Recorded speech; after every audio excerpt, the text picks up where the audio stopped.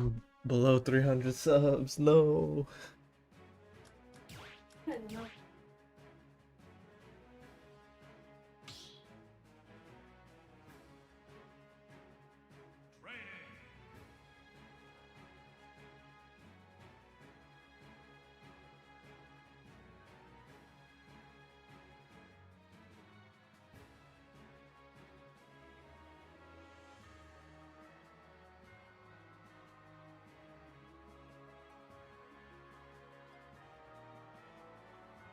Hello. Super Smash Brothers. Diddy Kong.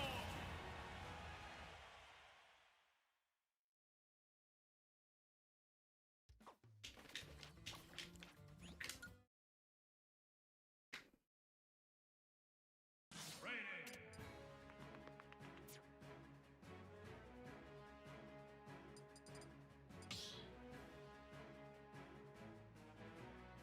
Training. Play Warrior? Who's Warrior? Diddy Kong. Who or what is Warrior?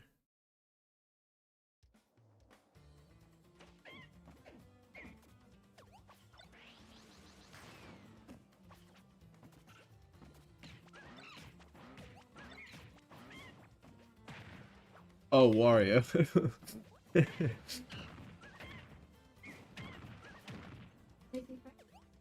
Yeah.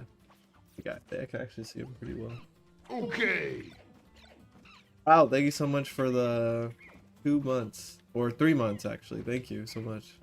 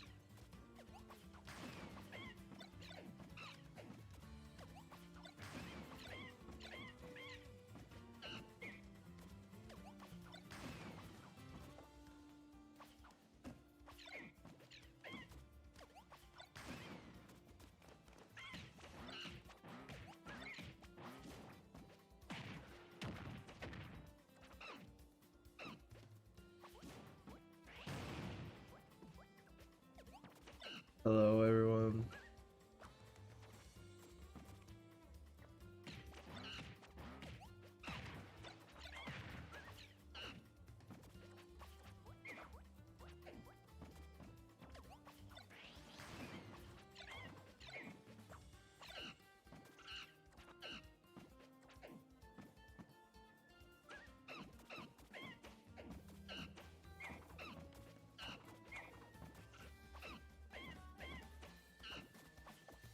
That's Frankie in the background. He's a cool guy.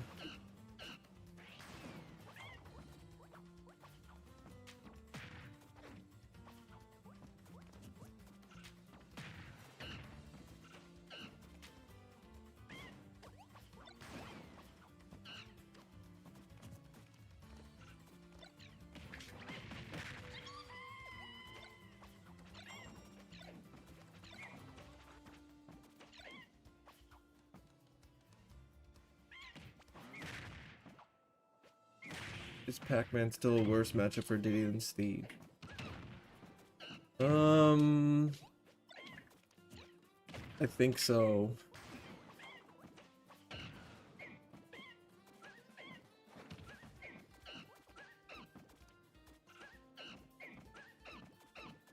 You know how to double tap the Popgun cancel at both directions. Yeah, I'm not sure what you mean with the way you're wording that. That?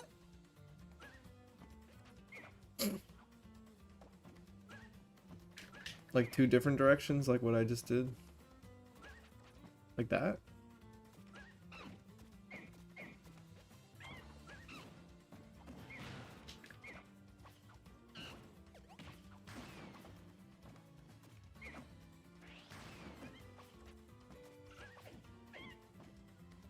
How do you do that? Do you also mean this? There's a couple ways to do it.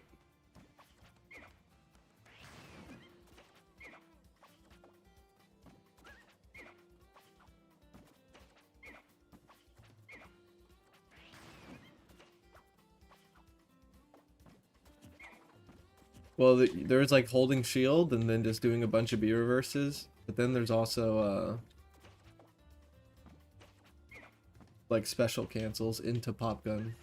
Like that. I'm messing up the B reverse, but...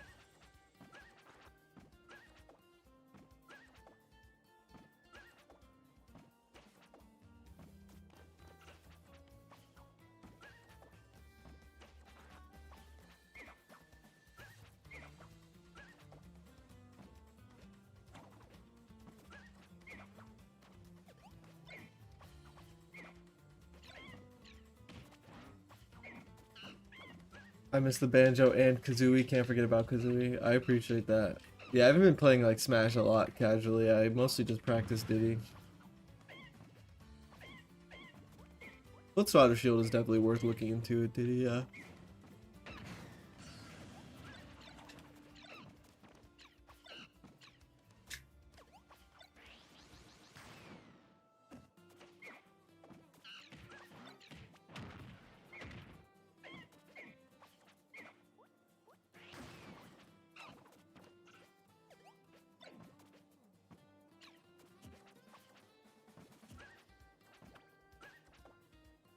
Yeah, it's just tight timing, I think, if you're doing like a special cancel in the Popgun like that. I think the most important thing is letting the stick go back to neutral before you input the second Popgun.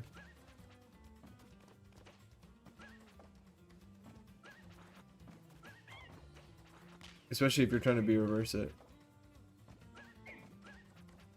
Like that.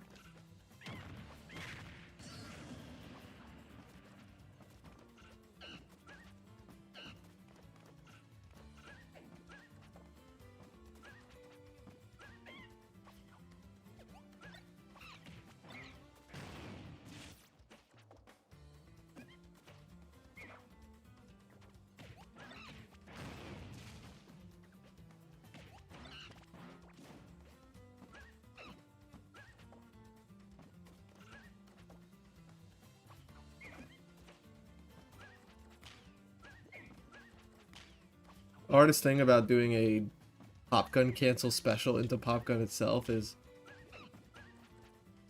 to do a special cancel for Popgun, you have to press B, let go of B, press B and hold it. Plus the direction if you're doing another special. So if you're doing Popgun cancel special into Popgun itself, that means you're doing press hold. And then in between all of those inputs, you're letting the stick go back to neutral. So it's press hold, neutral. Press hold, and then you're doing the B reverse during that second set of B button presses. So that's just press B, then hold B.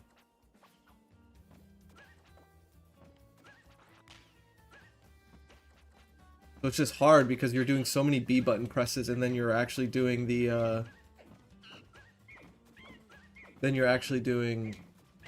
you know, the B reverse and all that.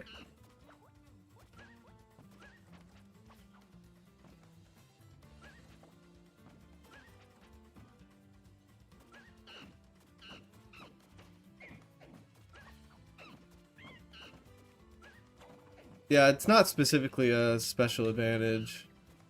Especially now that there's a lot of shield storage stuff in disadvantage without like being on the ground.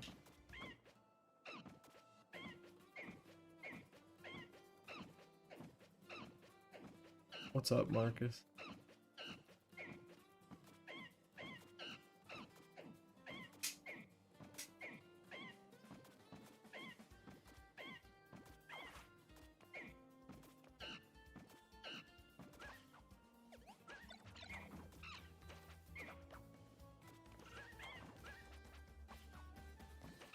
I think the most useful Popgun cancel special situations are like B reversing into a recovery, like that. So Popgun cancel into barrels. It's just scary because a mistake equals a directional air dodge. So you kill yourself like that, but you can keep your jump, I guess. But the other one is do a Popgun cancel special in a monkey flip because of like the small visual cue. And like combining that with like B reverses, you can B reverse into a monkey flip.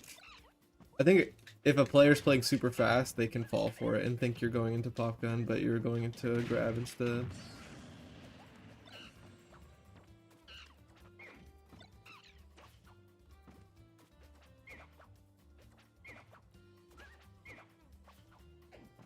Probably my favorite version of Popgun cancel special is into monkey flip.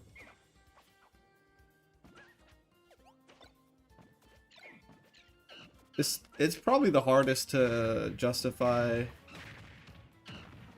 It's probably the hardest to justify Diddy Kong's Popgun cancel special being like extremely useful and worth learning, but I feel like if you think of the game in weird ways, you can justify it. There's also like,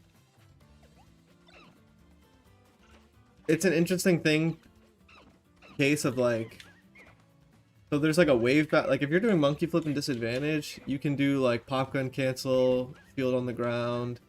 You can do like Popgun cancel, double jump, aerial. You know, there's like the B reverse banana and like the wave bounce banana. But it's kind of an interesting middle ground if you do like a Popgun cancel special into banana pull itself. It's not quite the same as a wave bounce or a B reverse. So I think there's a situation where using it to pull banana is pretty good. Because it's like, you're doing a similar movement, but it's not going to position yourself in the same exact way sometimes. Like it halts your acceleration in like a different way.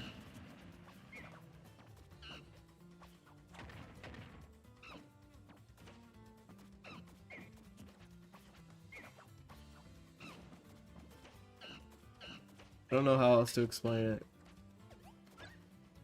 Also, there's always the justification that the Popgun is coming out, so the opponent will see it and think something else is happening once in a while.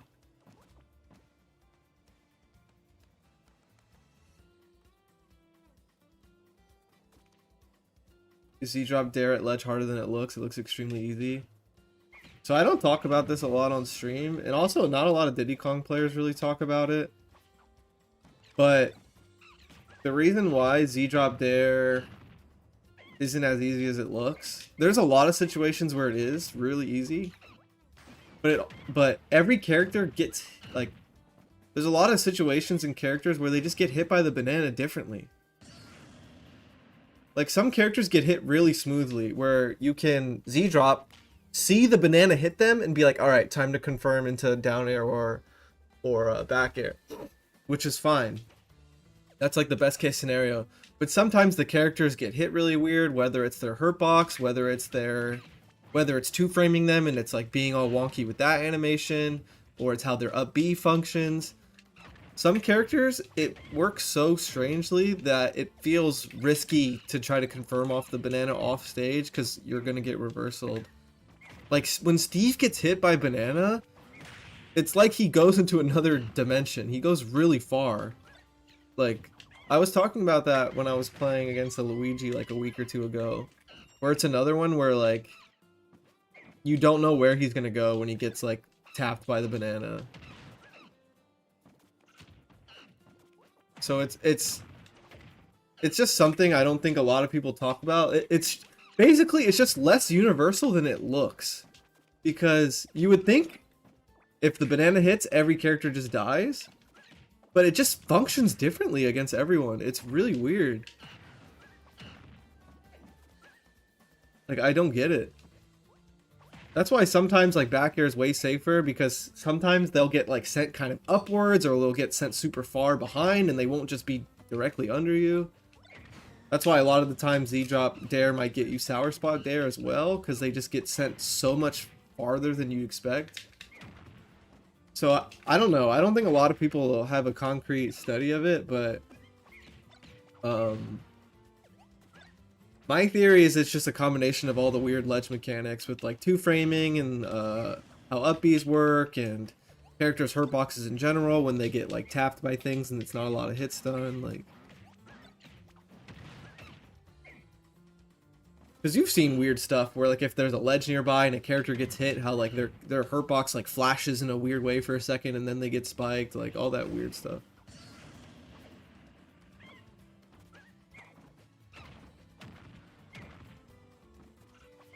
Like, the more you play, the more you know when to do back air versus down air. It's not even just necessarily a percentage thing.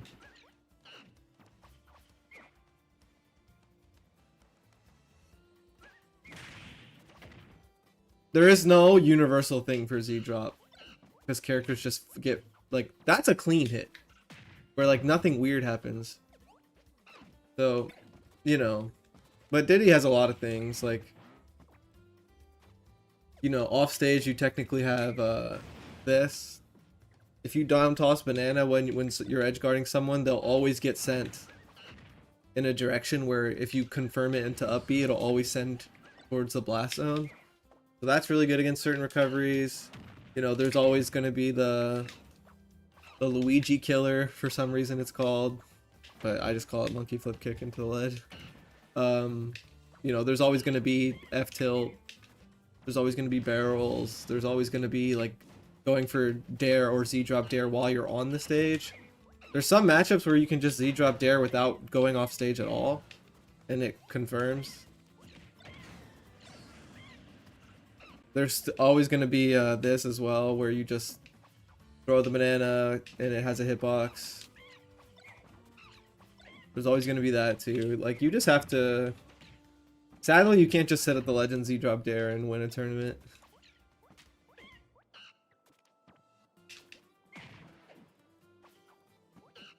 Mac, Luigi, and Falcon. Luigi's really hard to cleanly kill with Z-drop. Sometimes I do actual down tosses just to make sure I don't end up dying or something. So...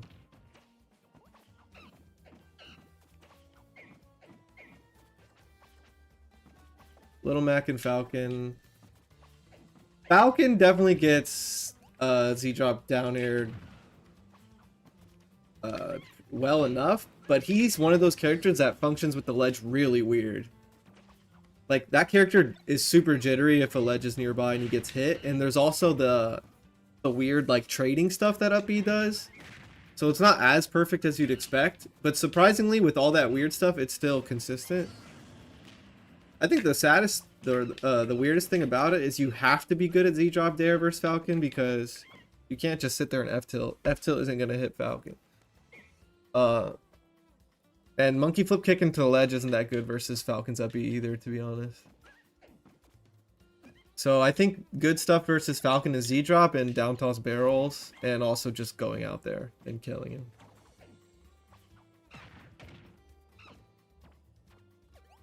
That setup looks like it kills Luigi. I would say a lot of things are good versus Luigi, but surprisingly not. There isn't just an end-all be-all thing versus Luigi. Diddy's okay at edgeguarding Luigi, but it's not as free as people think.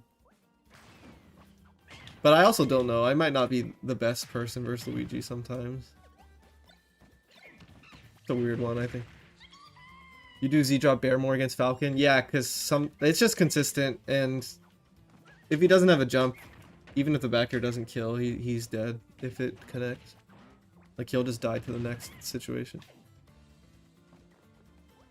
Yeah, monkey flip kick is definitely best versus teleports and non-hitboxes. It just depends on how good their hitbox is, you know, under the, like, directly under Diddy Kong's flip kick or whatever, because you would think it would be good versus Fox, but it's not. it's just not a good trade. Firefox is too strong. Like, it does too much damage and knockback, so you don't really get a good situation. But Fox is good because you can still dare without banana. Banana is relatively consistent. You can't F-tilt Firefox, really. But then you can F-tilt Illusion. You can also, the nice thing about Fox is it's hard for him to grab the ledge if he gets like tapped by banana and stuff. So if you just tap him and then force him to reset his upbeat timing, then the spike gets easy for the next Firefox. So you can do like small little resets to position yourself to get like a good kill.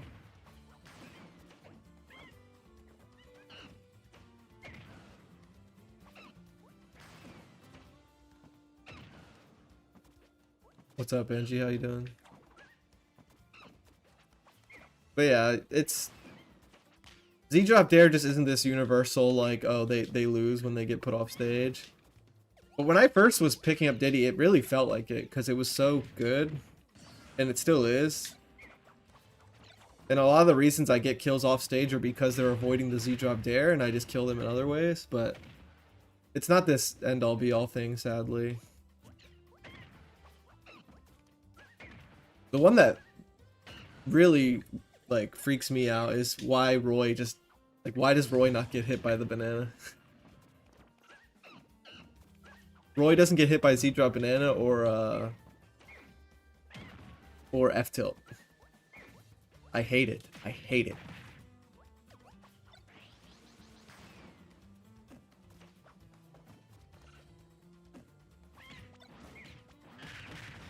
I don't think Z-Drop Dare was working because it was some new thing that was surprising people. I think it was working just because it was against Aegis and they were recovering poorly back then.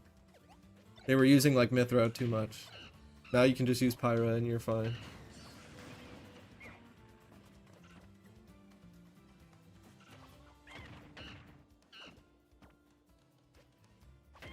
Yeah, Roy just doesn't really care about that kind of setup, so that's part of the reason why I think the matchup's really frustrating. Kind of reminds me when I was first like studying the Fox matchup, where it felt weirdly difficult to get a kill compared to normal characters. But once I had a flowchart going, it was fine. But for Roy, I don't think it's possible to like get like a flowchart that kills every time. Yeah, I don't think that you can Z-Drop Dare Roy if they recover properly. I don't think the banana hits, and I don't think the aerial hits either. How do you edgeguard Roy instead? I usually can't. I don't think.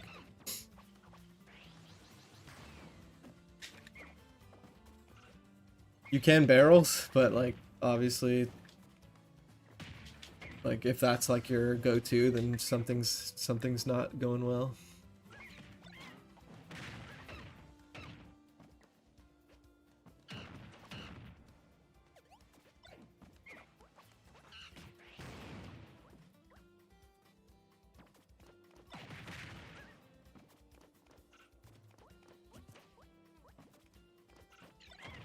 For Fox, you just gotta know when to pull banana.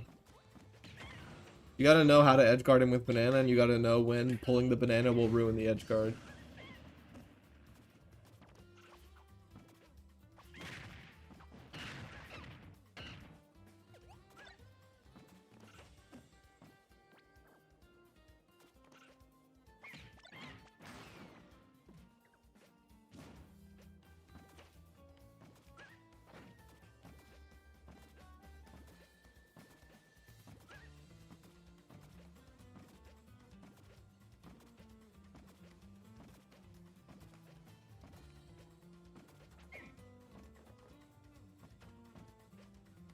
I always thought Diddy was very good versus Roy.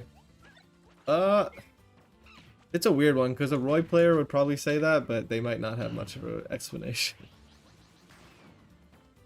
Roy's good because Diddy doesn't get to pull banana easily. Roy's like ledge trapping and like speed makes it so like a lot of Diddy's mix-ups and disadvantage aren't really relevant. so he gets, you know, he's gonna die early. And then also, like, he can't get edge guarded that well.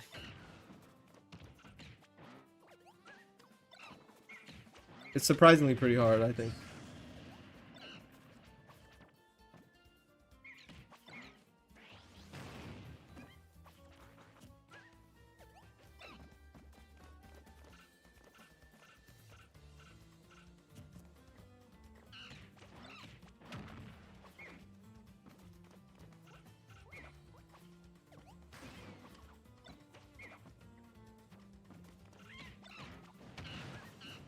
Yeah, Diddy loses a lot of matchups.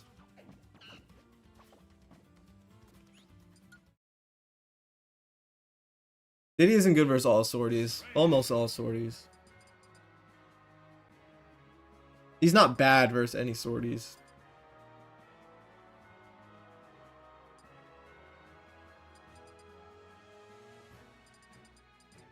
Yeah, Diddy loses to Samus, Fox, Ice Climbers, Doc. A lot of people think Young Link. I don't really think Young Link. Wario, Snake, maybe Sonic. I usually say even, but obviously Sonic is in another league. Yeah, I think Diddy loses to Doc. Almars, you can say even if you want, but I think saying even for Sonic can be a little naive, even as much as I've said it before, just considering Sonic is like significantly better character and has a lot more room for improving in all these matchups.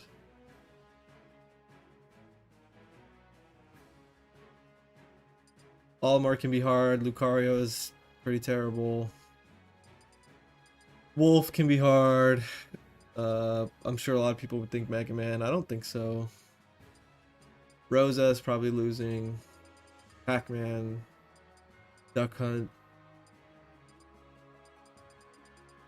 I think Belmonts are probably losing. Isabelle can be pretty hard. Villager can be hard, obviously. I think Isabelle's worse. Banjo is weird. Steve is terrible. Okay. I think the best swords versus Diddy are I think Roy, Cloud, and Aegis are the best swords versus Diddy. I'd say Roy and Cloud are like tied, and then Aegis after that. Those are the only ones that ever have a chance of like the ratio not being losing for them, I think.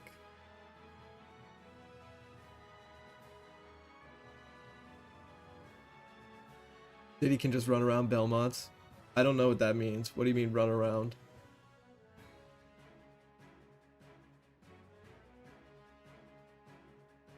Diddy doesn't have a clean way to hit Belmonts.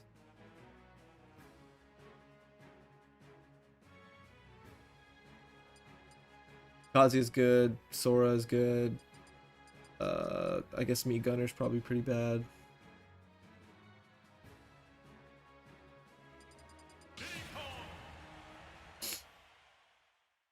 Platform camp. What does Diddy gain from platform camping? Belmont. Oh, Cloud Chew, thank you for the $4.99 super chat. Really appreciate the Q&A for us while practicing. Yeah, no problem. Thank you. Do you think Aegis is a good pocket to deal with Steve Sonic? I feel like that's fine, yeah. Doesn't sound like a bad idea. It's probably better than most things, you know.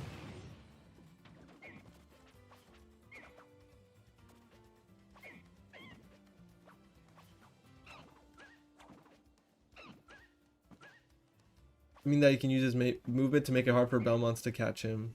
Belmonts aren't trying to catch Diddy.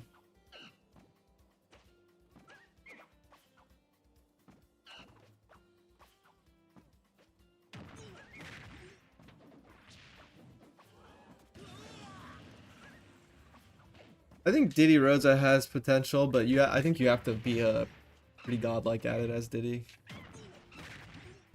Okay. I feel like I'm not bad at it. I just haven't really played a full best of 5 with like a top Rosalina player that often. I'm pretty good at it though. I usually go back and forth, despite it being probably pretty bad for Diddy. You just gotta do like a full like combo video on Luma every time. So it gives Rosa a lot of chances.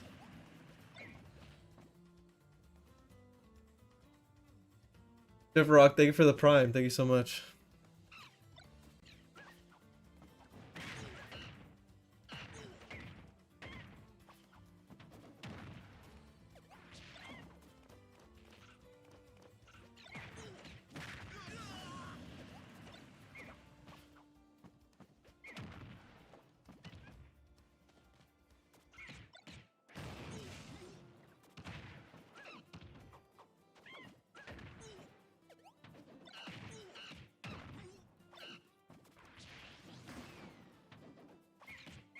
Matchups are definitely important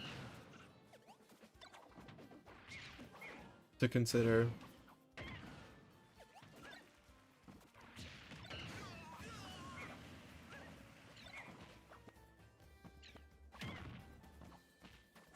It seems like with Belmont's poor mobility, Diddy can stuff them out. Well, stuffing them out would mean Diddy outranges Belmont, which he doesn't. And Banana gets interrupted. Banana and Monkey Flip get interrupted with ease. Like Belmont can interrupt Diddy's main neutral tools without necessarily looking for them. So that's how you know it's going to be rough. If you don't have to worry about Banana or Monkey Flip, then it's looking pretty good.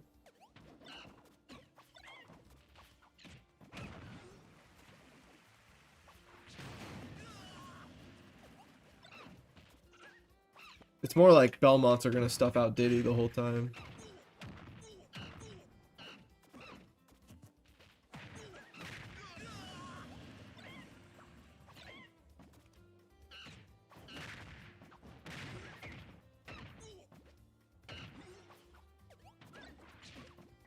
Also, Belmont's recovery is pretty good versus Diddy, in my opinion.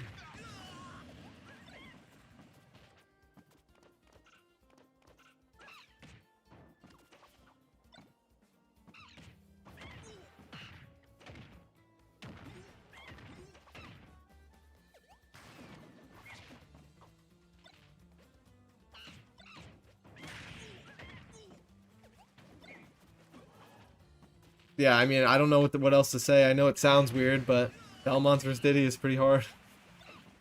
Same thing with like Doc. Like, I don't know what else to tell you, bro. It's fucking bad.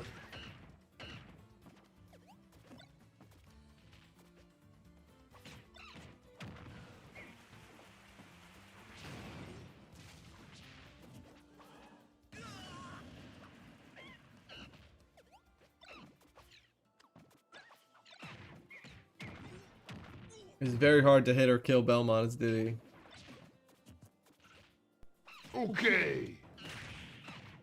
Process variants, thank you for 7 months. Why can't Z-Drop hit Roy? Are you asking because that's what we were talking about? But because we were talking about that.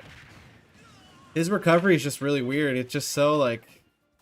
I think Loke was mentioning some sort of intangibility thing, but the banana just doesn't hit.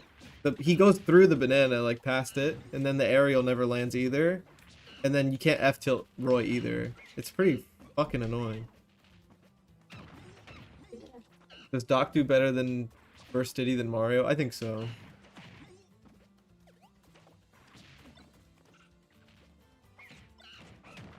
It's just weird. I don't know why.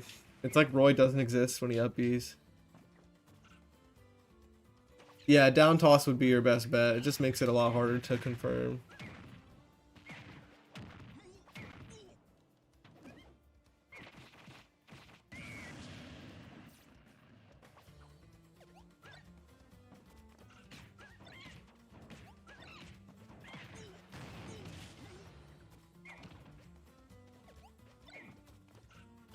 Hill is definitely better than Fireball for sure, for Diddy.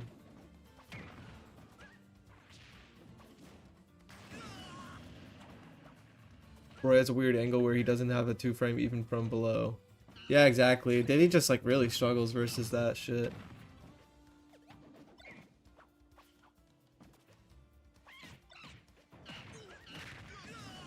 Diddy just can't really edge guard Roy unless it's a situation where, like, you know, he has no jump and he's air dodging off stage, like, and you're just going out there. But that like has nothing. That's just Smash Brothers. It's not like a Diddy thing.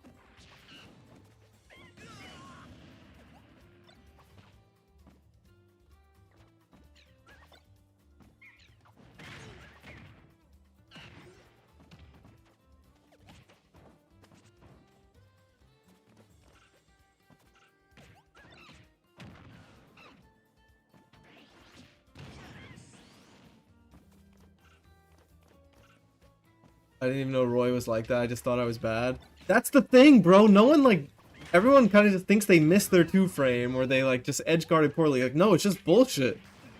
I hate that. The world needs to know it's just unfair.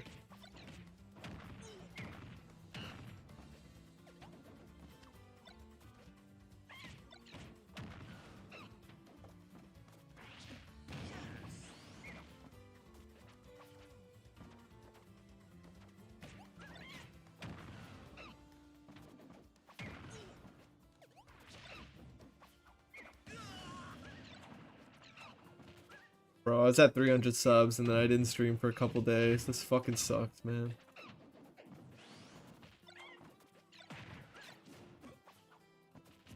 Yeah, it's not even about like, oh, Straw Hat Anthony, thank you so much for the 61 months. See, y'all can be like that.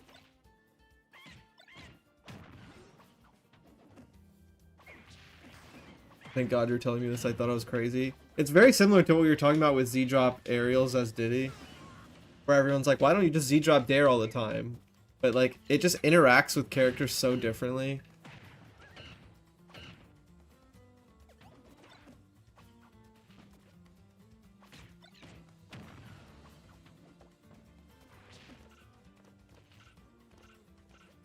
Yeah, there's teleport angles you can't mess with too. I'm not as worried about that though, because like, there's still going to be situations versus teleports where Diddy can do stuff, but a lot of time versus Roy, you literally just can't do anything.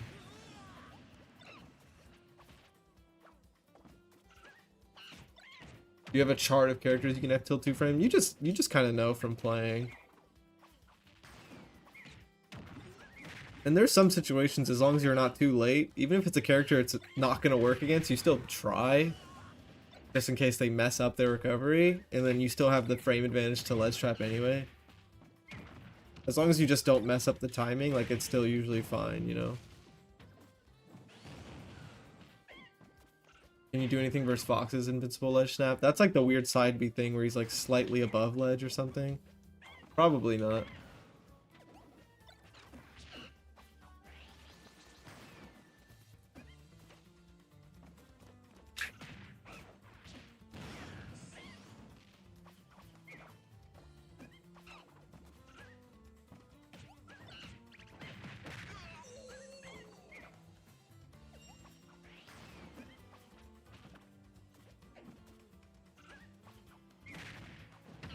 Okay.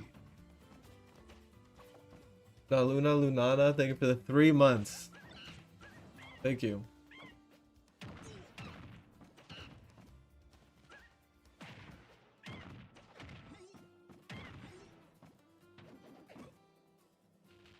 Isn't Diddy Luigi super volatile? Here Diddy's complain about Luigi with banana in hand.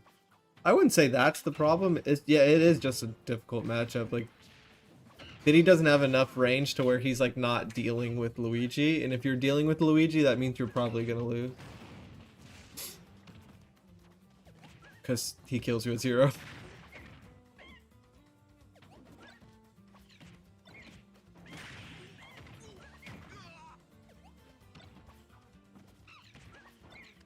Diddy has to deal with the down B a lot because he's too close.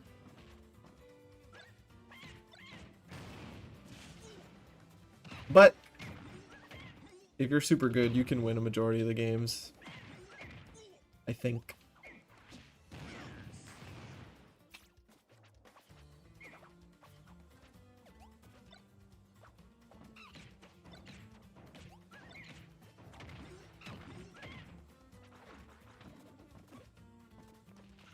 Luigi's hard for everyone. Not true. Cloud Strife.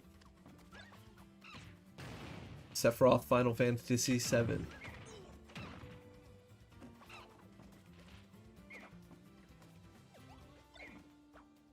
Simon Belmont, Richter Belmont.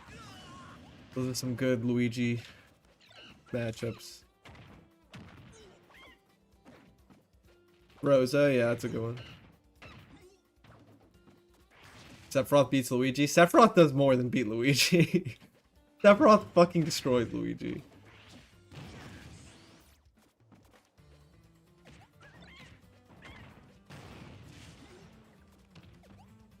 Samus, yeah, I can imagine. There's a lot of characters that treat Luigi like he's useless. But that's the problem with Luigi. Why can't he just be normal? Why does he have to either destroy you without caring about anything, or why does he have zero chance of winning?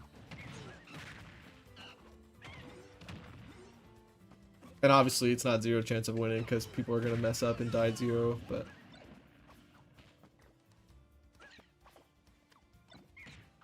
just the classic fucking Luigi situation. Relying on the opponent.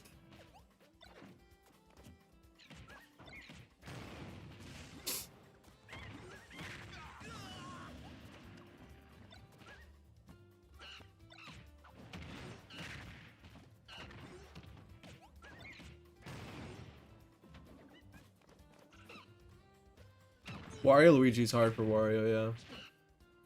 Because you have to play the game. The only way to beat Luigi is if you don't play Smash.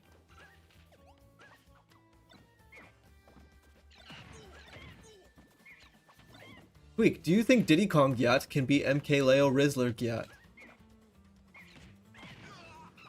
I should be a millionaire for having to read that.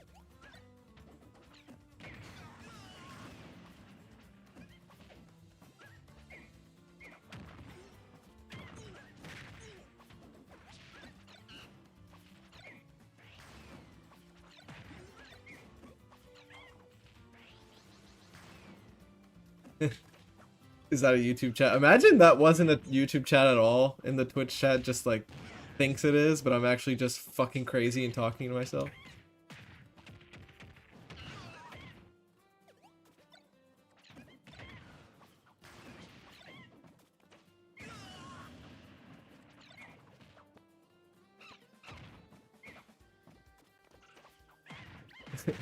The chat just never happened, bro. I'm just lying.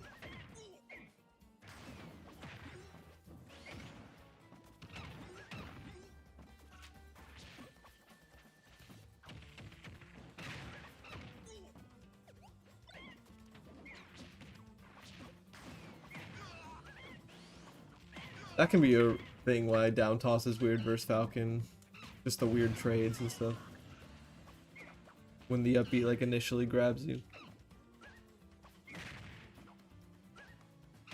That's something Aaron would do, yeah, absolutely.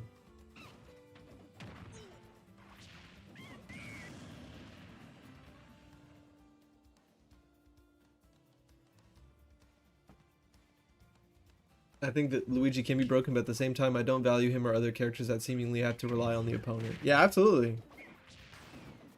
That's the weird thing. I would be so anxious if I main Luigi and I just knew that like, I'm like a Smash, like, it's like a parasite. Like, I can only win if you lose.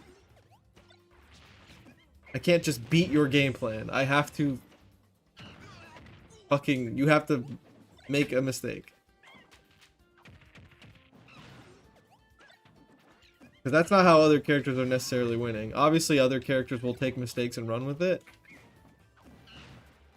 But realistically, I can beat a good player even if they don't mess up.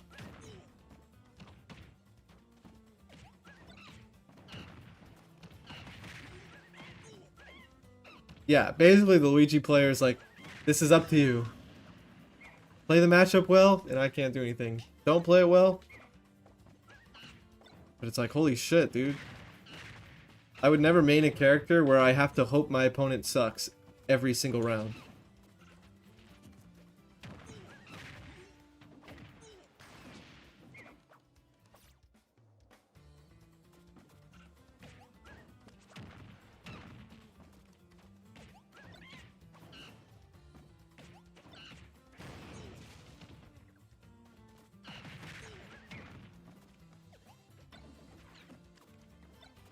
But that Luigi can definitely make everyone suck at the game though when it's that scary. Same thing with Kazuya.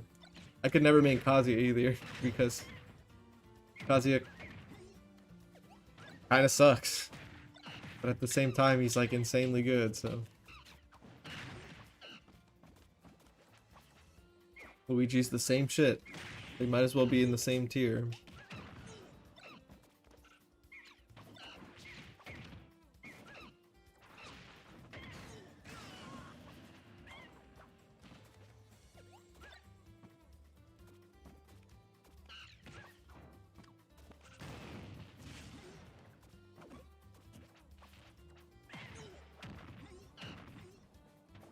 What's up?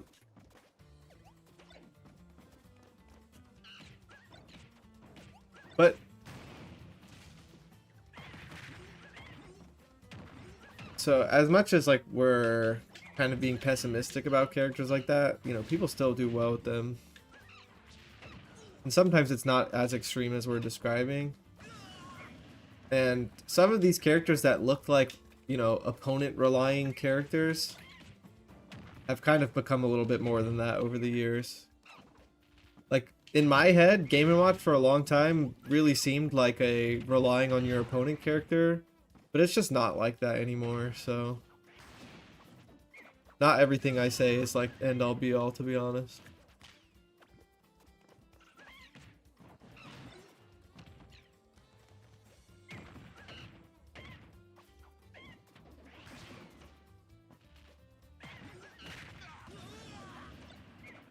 So I don't know, I always thought Game & Watch was like kind of bad if you played it well, but he just, you know, obviously kind of Luigi's you if you make a mistake, but now he's just kind of just objectively good, so you know what?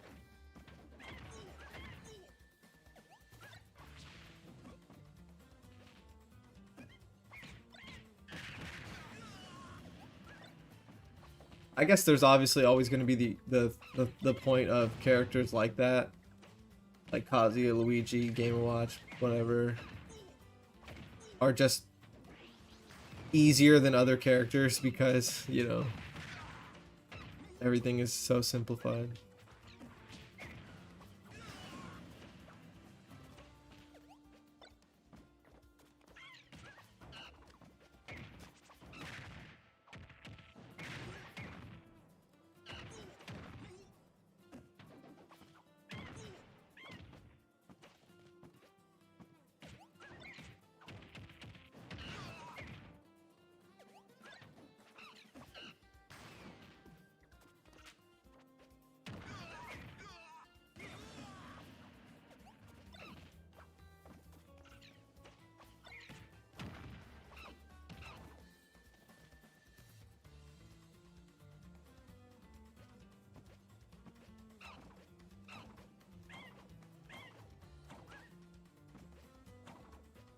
Yeah, I'm not sure. I'd have to.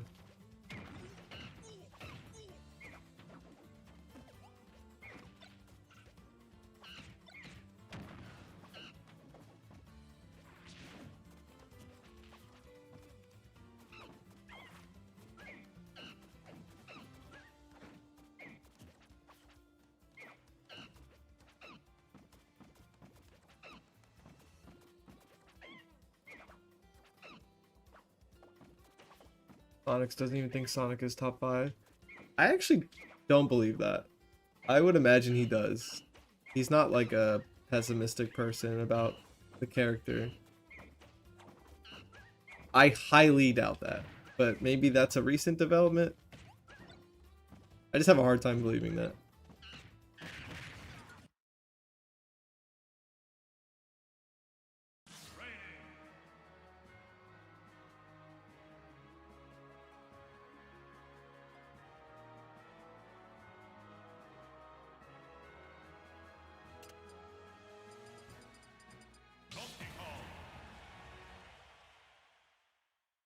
What's the most amount of bananas you can get in a combo? Pretty sure it's 4.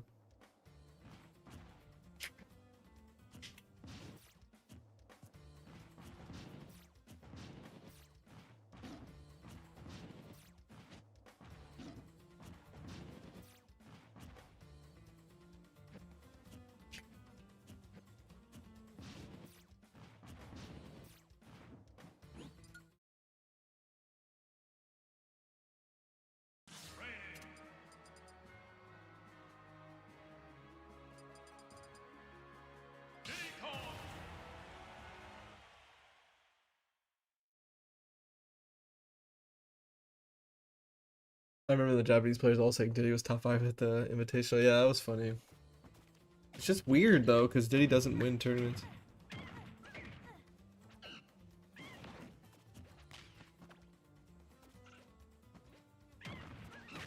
I agree. I think Diddy losing the Infinite was the best thing that could have happened to Diddy as well. For many reasons. No bias, because it's the reason I made him.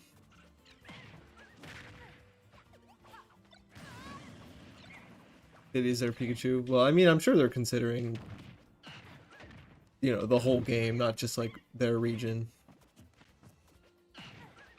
I'm sure they watch other tournaments and stuff too. So, I mean, I think Diddy is pretty high on the tier list, just... He's clearly, like, not as good as the best characters, though. It's pretty obvious.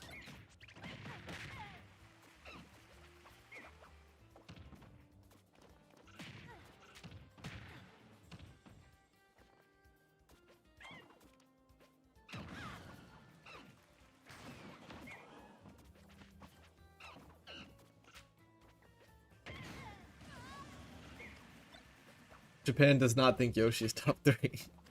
The entire country of Japan does not think that. No way.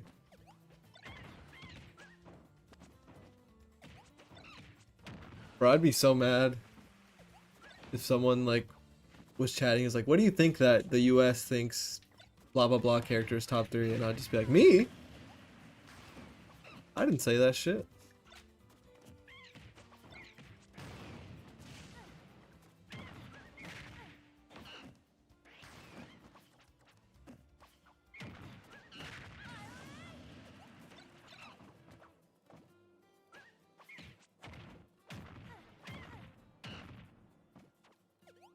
The entire country of Japan thinks thinks Yoshi is top 3 is what y'all are telling me.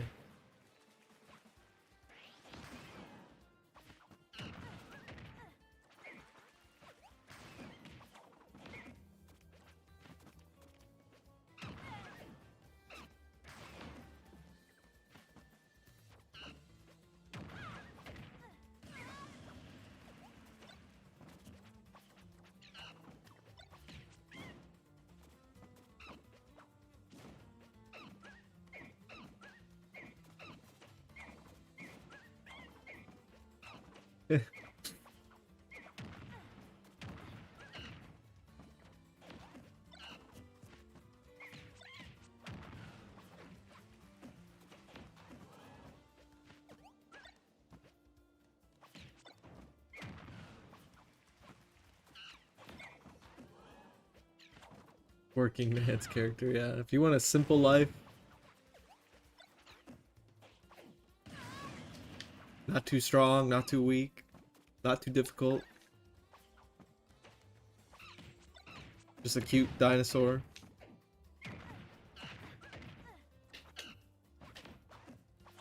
Yoshi's fine. That's all I gotta say.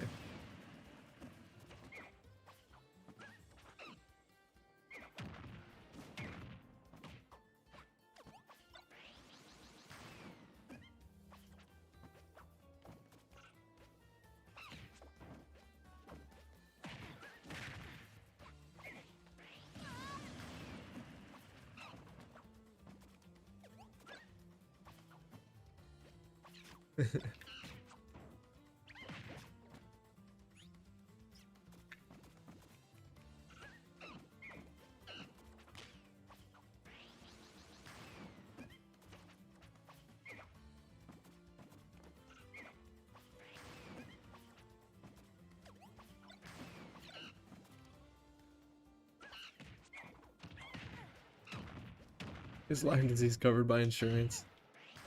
It's funny you're asking about that. It's actually not feeling that good, but we paid for it out of pocket, basically.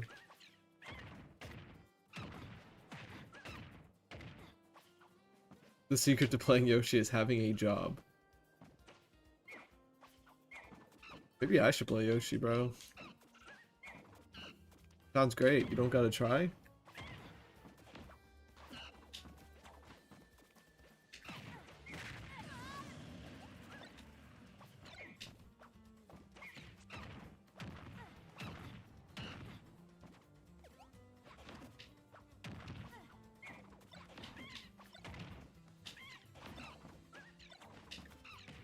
So I gotta stream more, bro.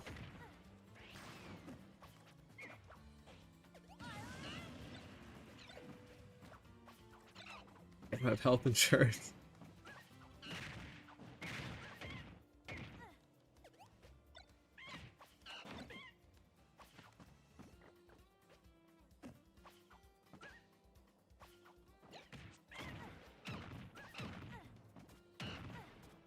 Smash difficulty tier list. I don't know, sometimes I'm kind of a dickhead about making lists like that, because in my head it's like, why am I doing this? This doesn't get me better at Smash.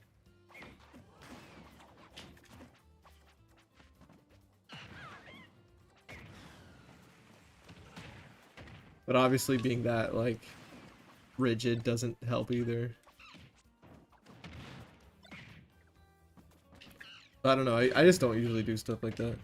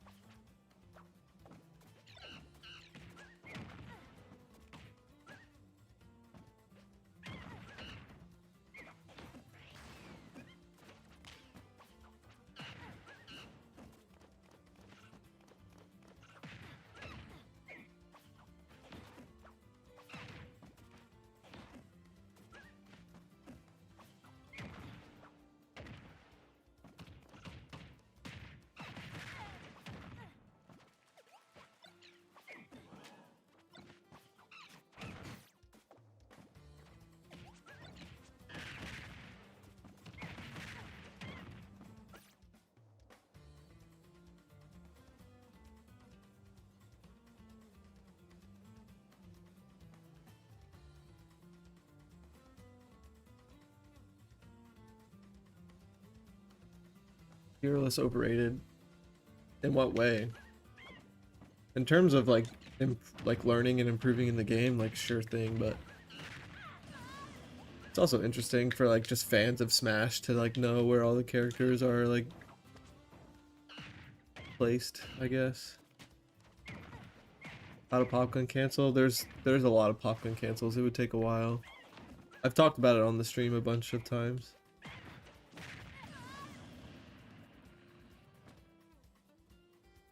Do all of them real quick. This one. This one. There's this one.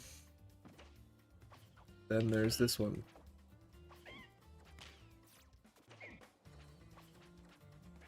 There's like 4 of them right there. There's still more.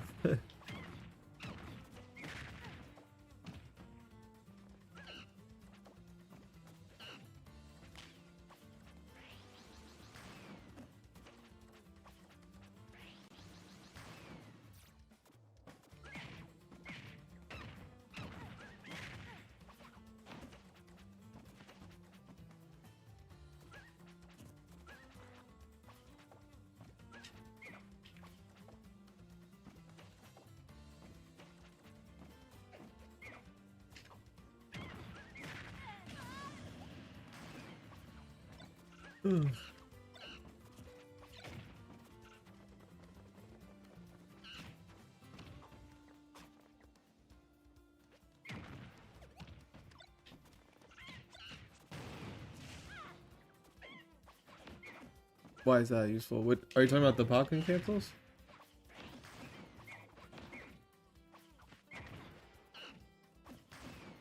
Or are you talking about a specific one?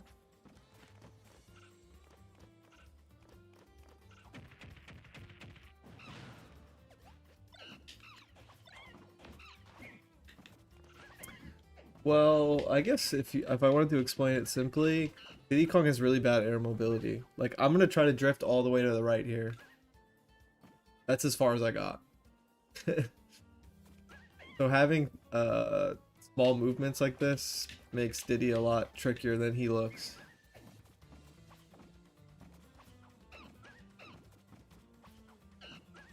And having a bunch of different ways to do it helps as well, whether it's difficulty or different situations. Because it's movement, that means it applies to everything. Advantage, neutral, disadvantage. Everything.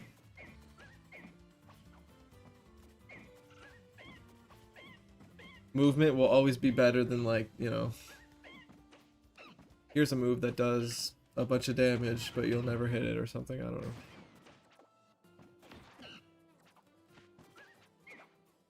How do you cancel the popgun? What's the input? Well, it depends on which one you're talking about. Because I personally do like 4 different popgun cancels. 2 of them are kind of a similar strategy, though. I just kind of separate them in my head, though.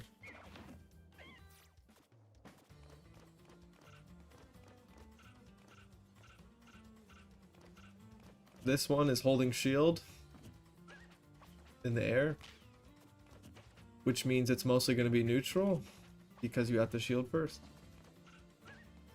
This one requires a double jump and no banana in hand.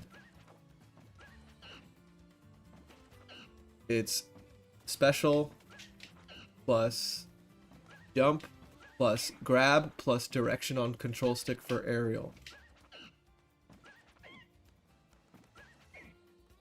B jump Z plus direction. B jump Z plus direction. This is what it looks like with banana. Sadly.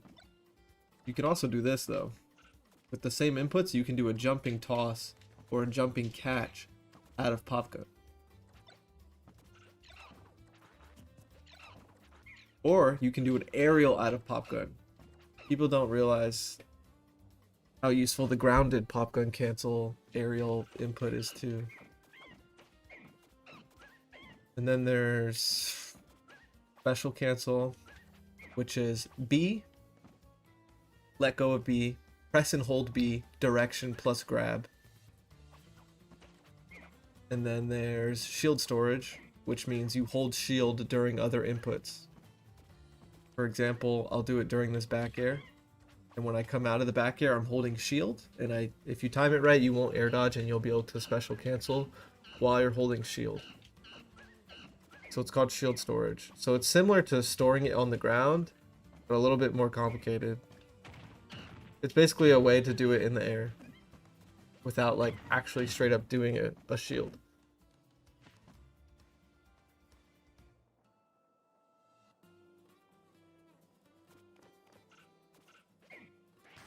So you can do a bunch.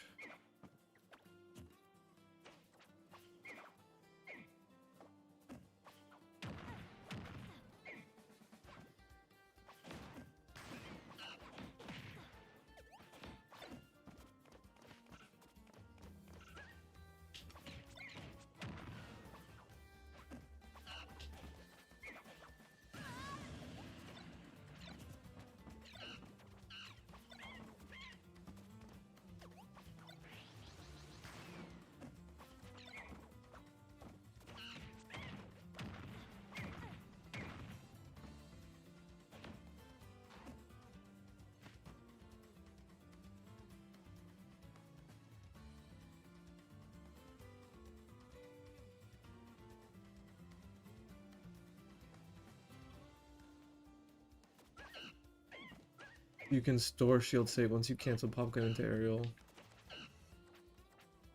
Oh. Crimson. That is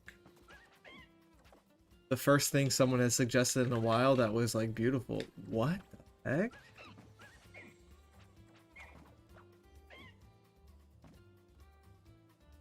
Yo, what the fuck? What the fuck?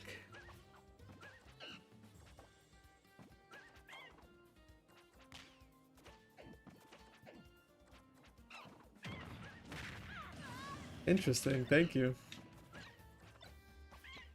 Am I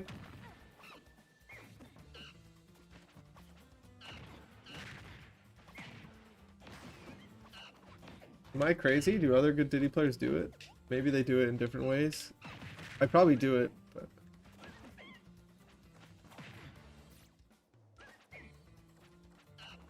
that's pretty good.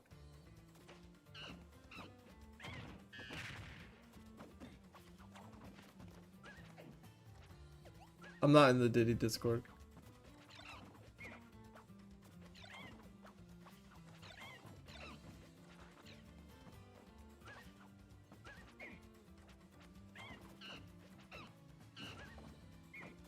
That could be good in matchups where using your double jump isn't the end of the world.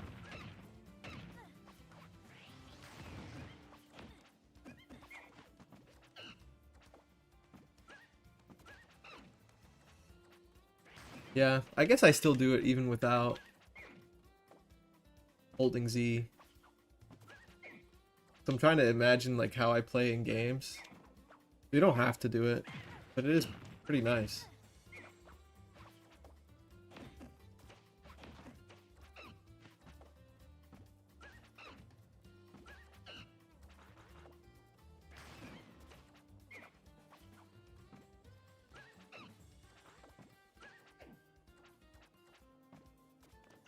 Just depends on what you prefer between shoulder buttons and Z, I think. Depending on how you play with your hands.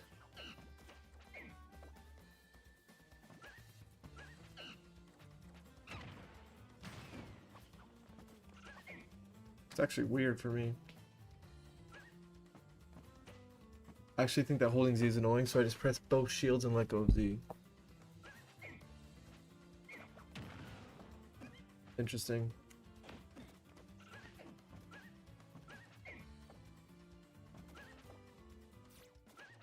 I think I'm just gonna... I think I would just do the same thing as usual. I think I'm just gonna shield storage during the back air. Actually, you don't have to press it as soon as you would want to press Z, I think.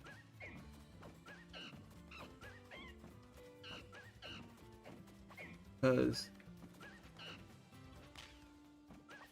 So here's my explanation. So you press Z there, like immediately, but you press a trigger like way later. Like at least for me, like I press it towards the later end of the aerial, so it's actually easier for me to do it with shield.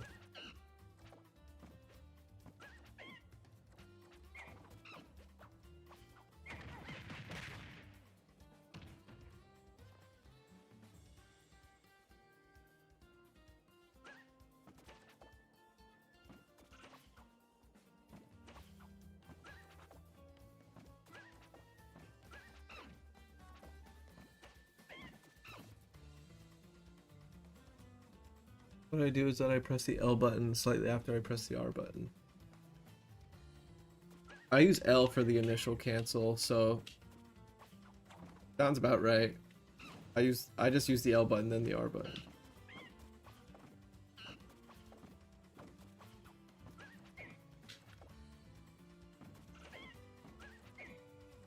Okay. It'd be really nice if you could double jump out of Popgun with banana in hand.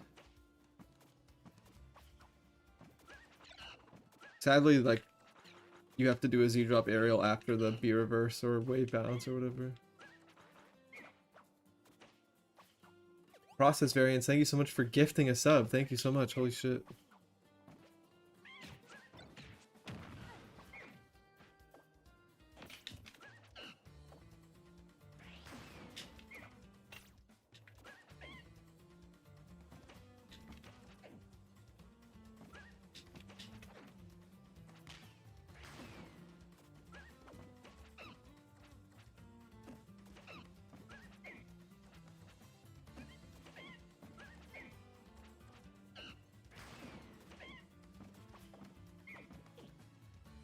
That shit's gonna destroy my hands, dude.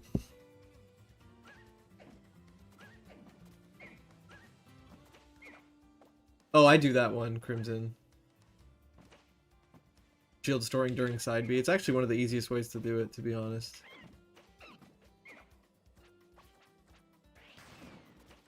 I do that one for sure.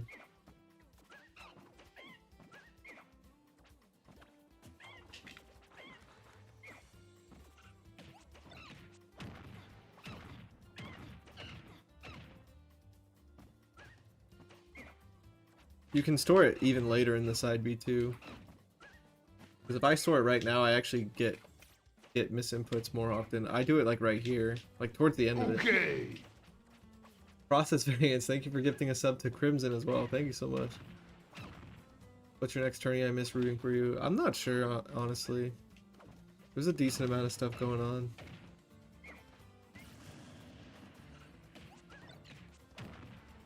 Gonna try my best to take good care of B because she's dealing with Lyme disease.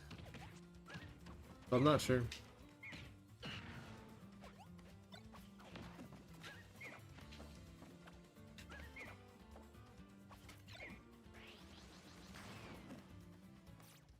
This has been one of my favorite things to practice. It's like the difference between, like when you do this initial pop gun, it's like, okay, am I gonna land on stage or am I gonna re-grab? Or monkey flip as well. And with banana it gets interesting too because of Z drops. Right, like that. And then the re-grab is cool because you can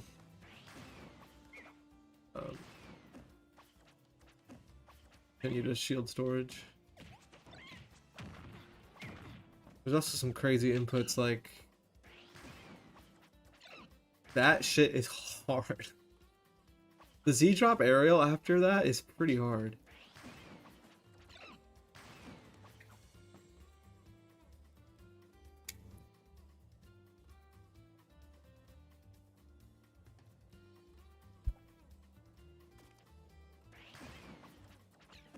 But you can also just do that and instantly grab ledge. So imagine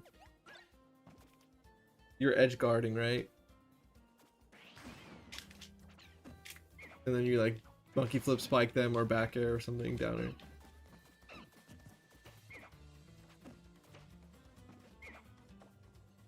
What do you mean by storage? You press and hold a shield button during another animation so you don't actually air dodge. So like for example, during this monkey flip, I like stored the shield input without air dodging.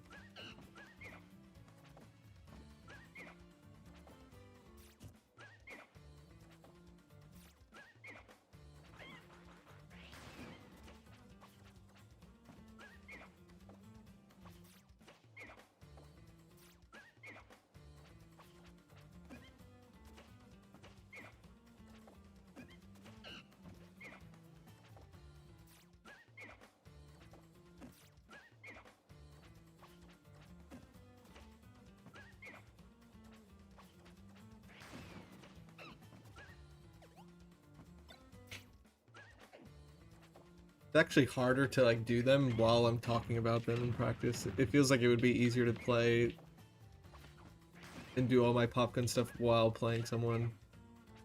Weird.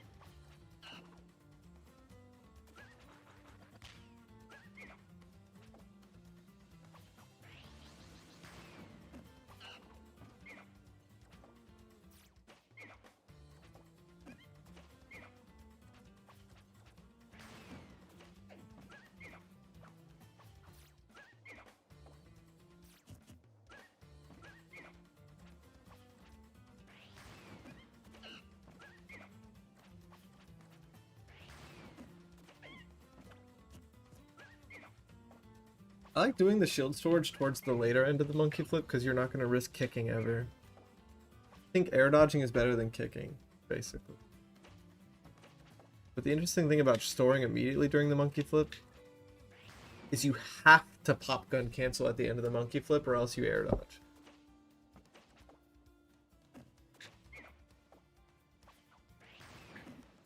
But for the shield storage, at the end of it, you can like mix up your timings a little easier. And you're never gonna kick. Interesting to think about. I should just be able to do both whenever I want though. Because right there, I did it immediately, and since I didn't popgun cancel on the very frame I was able to act after monkey flip without kicking, then I air dodge.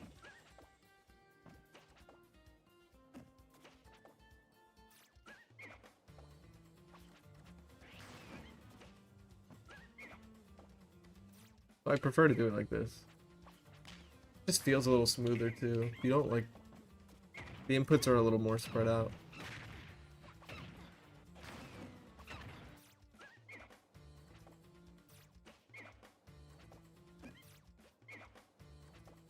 Keep messing it up though.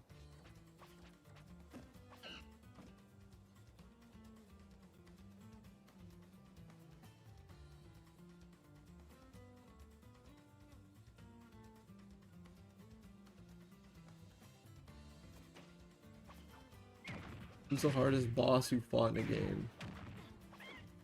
I don't know. Maybe some sort of Hollow Knight thing, like the boss rush thing.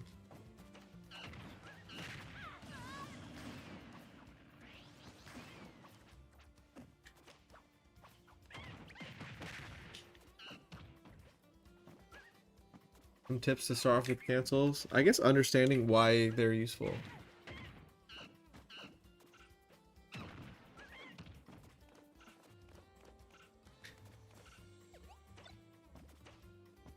Like, let's start off with this one, right? Then we're gonna talk about the one where you start shielding on the ground. First off, shielding being the requirement is perfectly fine, right? Because it's not a crazy requirement. But at the same time, look at that. You can do it so fast that the shield doesn't even show up.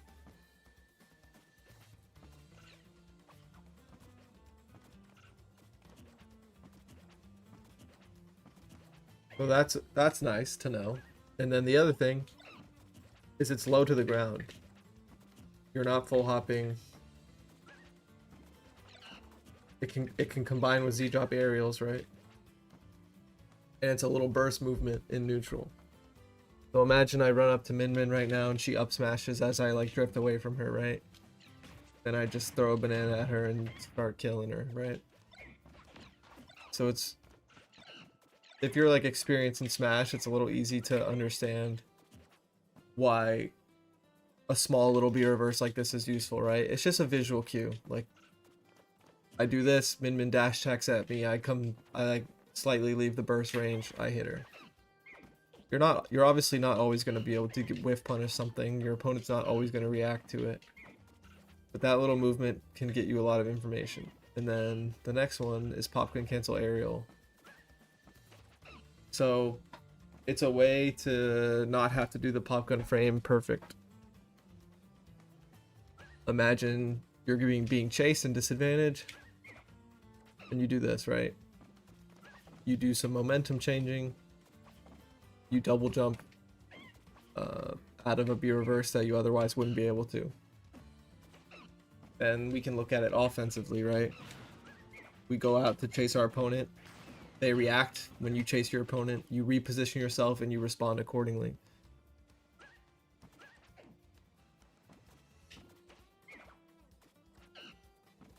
It also can be used in similar ways to the first one we talked about, right? You can use a lot of feints to get your opponent to move at you, and you're canceling with the double jump that you otherwise wouldn't be able to.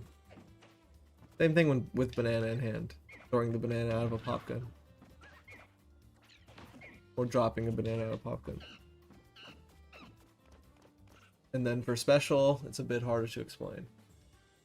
Basically, they see popgun, it turns into something else.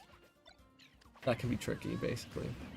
It also can be good momentum shifter when you're like going crazy and moving around and recovering. Like be reversing into barrels, and then it can also be tricky movement to pluck a banana out of monkey flip and all that stuff. You can also use it to cancel in general. Like right there.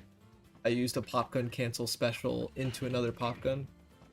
So essentially I'm using a popgun cancel to popgun cancel. And then the shield storage, for example, if Min Min hits me,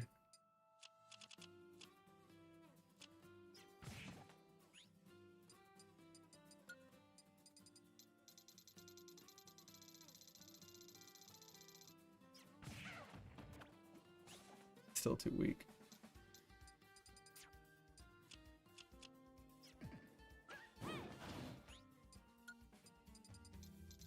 Alright, this might not work, but I'll try to show it off. Yeah, it might be too strong.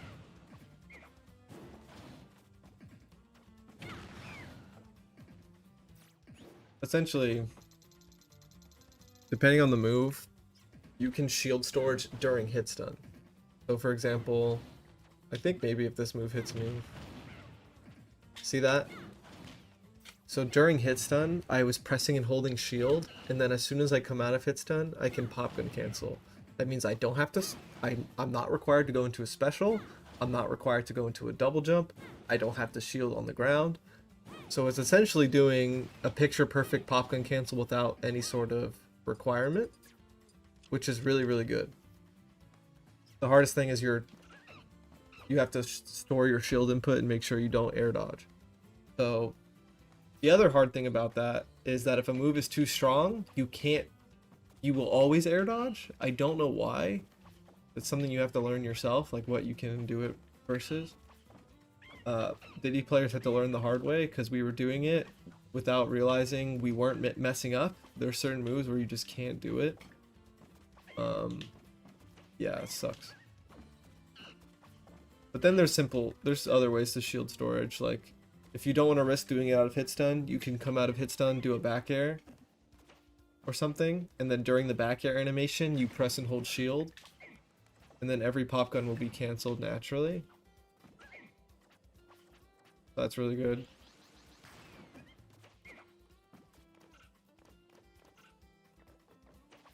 You essentially have to expect the opponent to hit you to set this up. No, you can start the shield storage after you get hit. You don't have to expect them to hit you.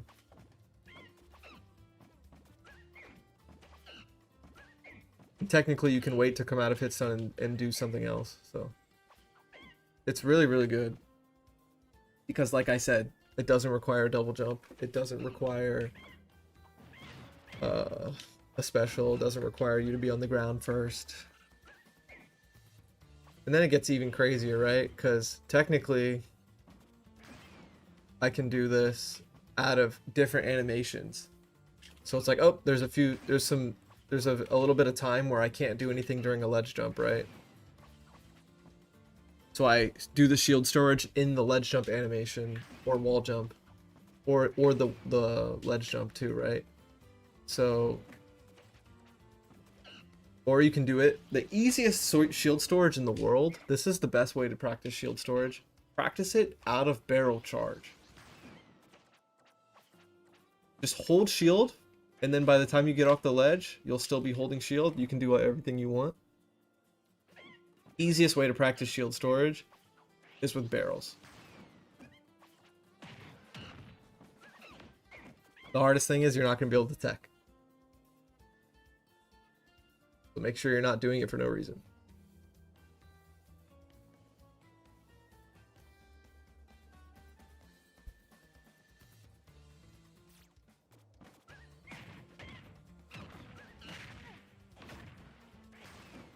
The reason you won't be able to tech is because you're already pressing a button that would be a tech button. So you're kind of locked out of it. Because if you get hit while you're pressing that, it'll be like, oh, you pressed it at the wrong time. Now you're locked out of teching.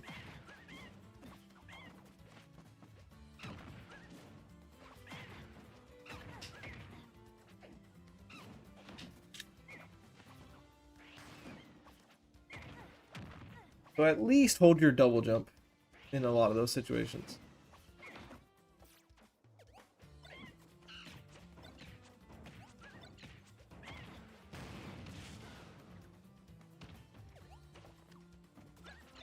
Talking about that.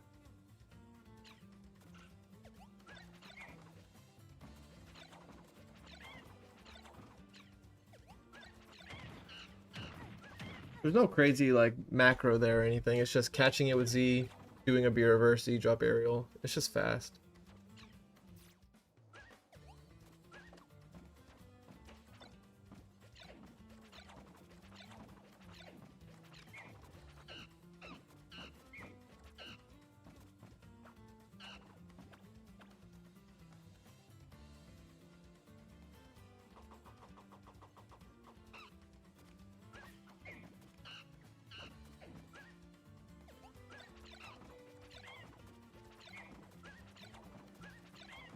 Is it double tap with Z? Yeah, I guess it's press C, let go of Z, press it again.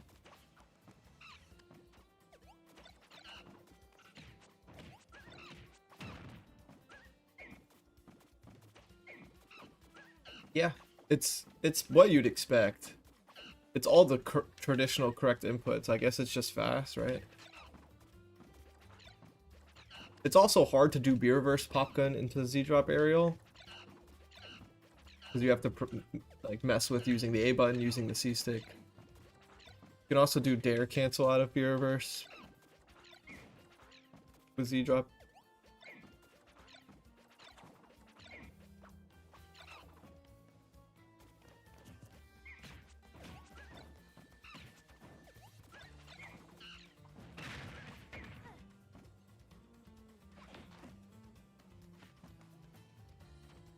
Is banana down toss out of shield any good at catching cross up aerials dash check?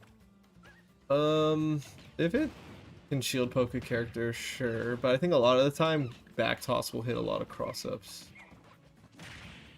or a Z drop will hit a lot of cross ups as well. But maybe if you're trying to catch a shield poke, but I don't know. It would have to be a pretty safe cross up if you're looking to do something like that.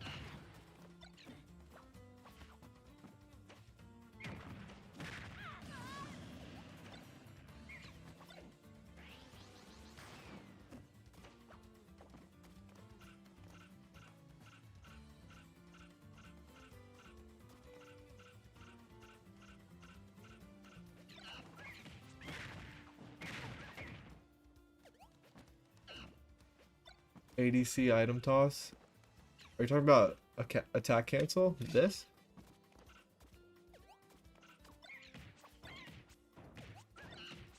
He does get some crazy stuff with attack cancel, the item toss.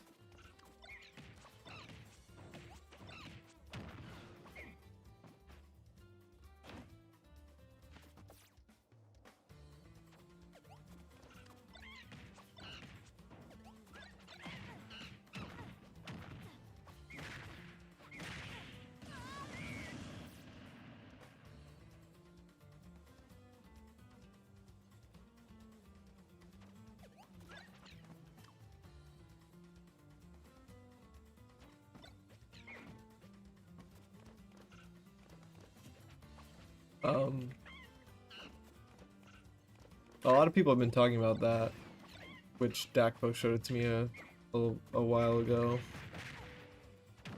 before he made the video.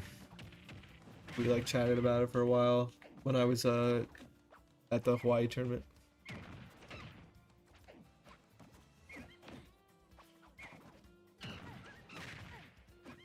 I think someone was talking about attack cancel. Air dodge cancel, get a slightly faster toss.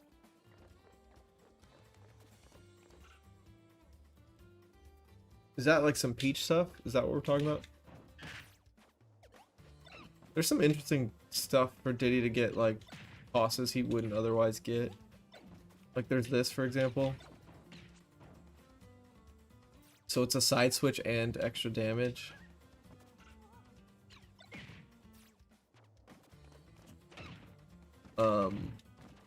I prefer this one because it looks cooler. That shit is crazy. Sadly, the banana obviously has to be 2 uses.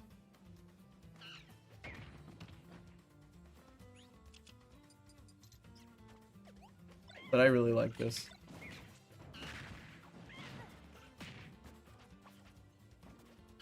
It looks cool. It's like basically a harder version of like side switching off ledge.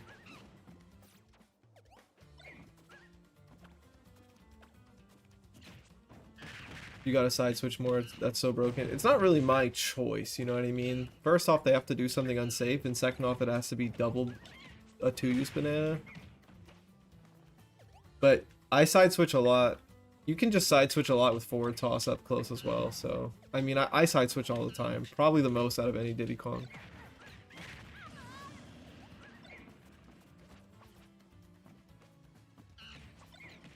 Regardless of, like, the method.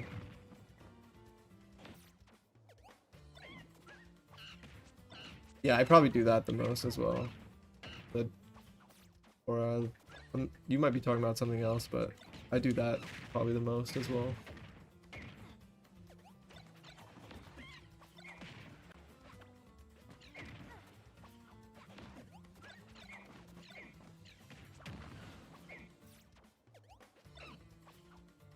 Yeah, I do want to like have more cool moments with that. Z drop out of shield, recatch. Oh, you're talking about on shield. Yeah, of course. It's really important to be able to do stuff like that.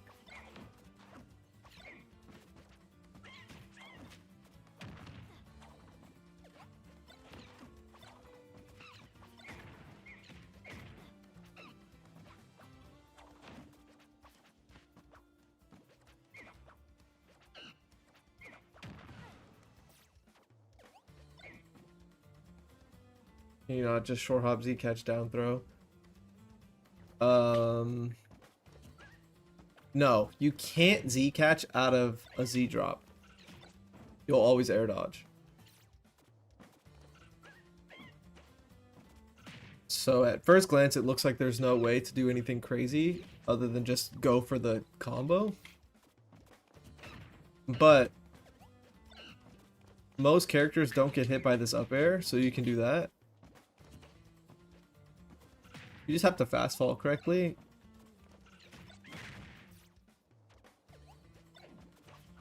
Yeah, if it's a toss, you just do this. But that's point blank in 2 uses.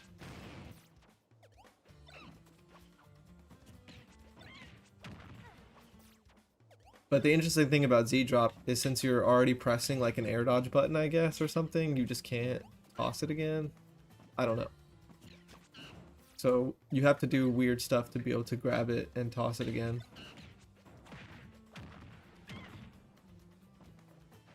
So there's some cool stuff.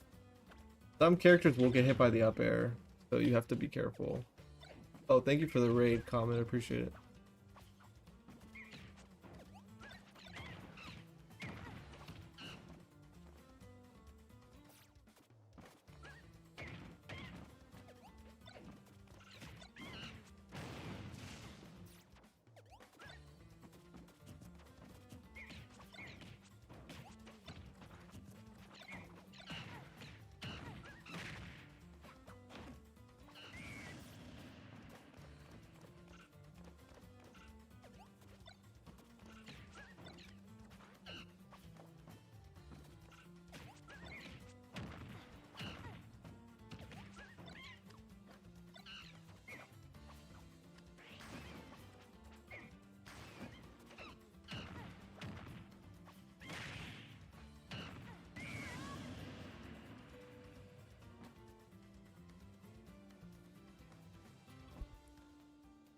I mean, it's hard to say what combo you should do when you land banana at early percents because it's all about like distance and banana usage and if there's a platform nearby and the matchup. So like the first combo anyone will tell you probably is to do banana dare barrels.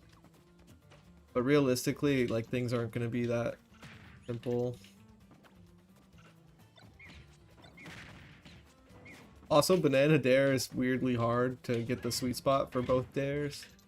Because if you get sour spot, the banana isn't true. So I'm actually not even that good at it.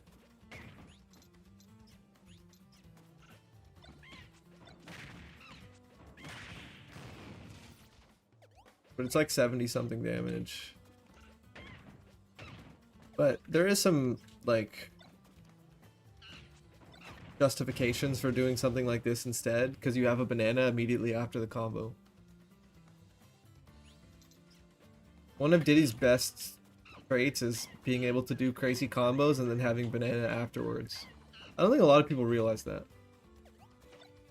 There's a big difference between doing this and doing this. Because the situation afterwards is pretty messed up if you have banana. It's not that messed up if you don't. If you're able to, like, just beat someone's ass while holding on to banana the whole game, they'll never be in a good situation.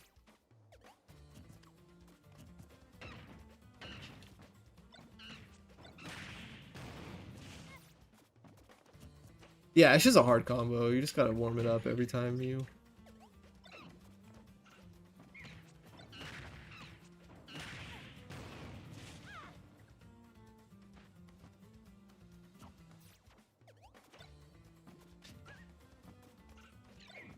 It's all because of the sweet spot.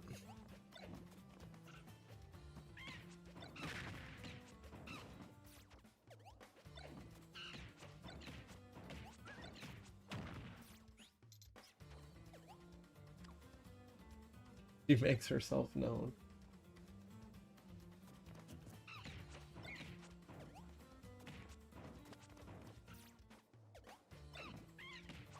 I'm a big fan of doing, like, medium combos, but having banana in hand.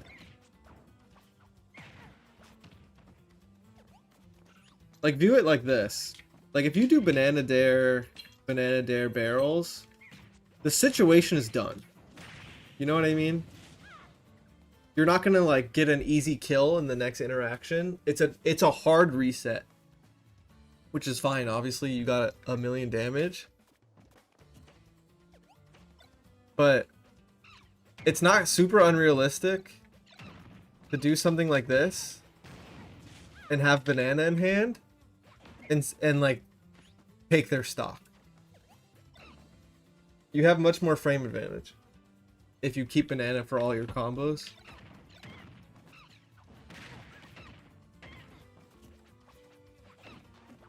So it's really up to you.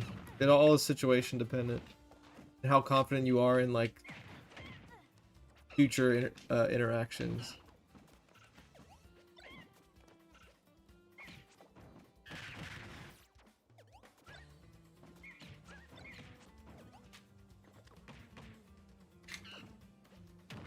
So it makes Diddy a weird character because he feels like you can just, like, be a super scientist and just, like, optimize everything.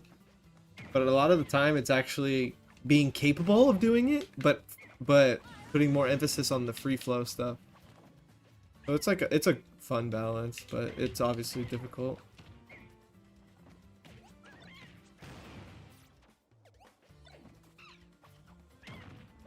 Like, this might sound a little strange, but because it's characters I enjoy, I'm gonna use it as an example.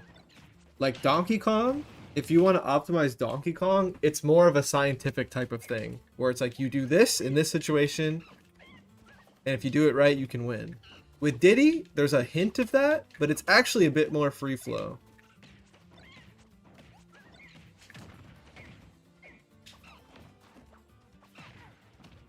Because a lot of Donkey Kong's advanced techniques are to kill, and a lot of Diddy's advanced techniques are to, like, move and survive.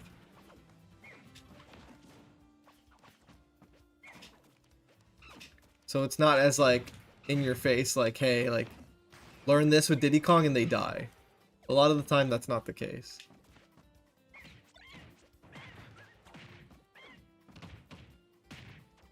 So true, only scientists play DK. He's a lot more big brain than people think.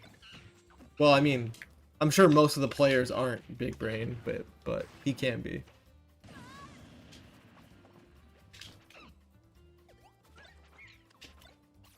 Bro, apparently since there's Diddy players in here, thoughts on this? Thoughts on rising nair after up throw with a platform?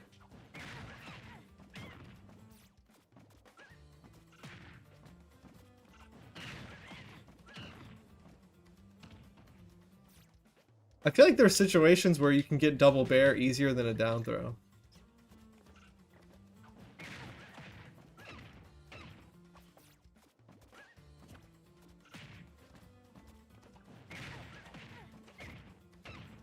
I don't know though, because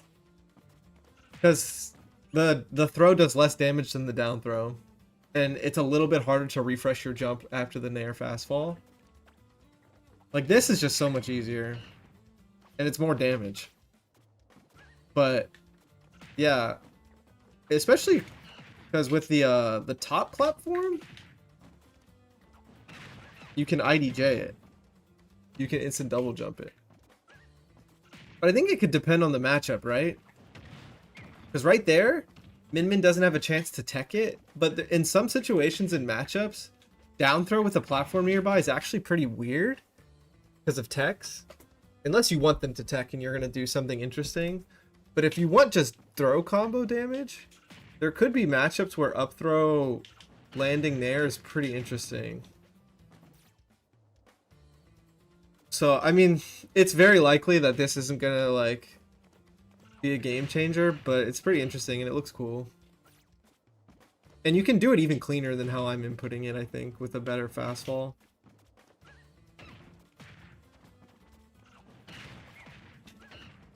Like, that was picture perfect, but it wasn't at 0. But you see how interesting that it was. That was a pretty, if you're gonna try to justify using that was a good example of it.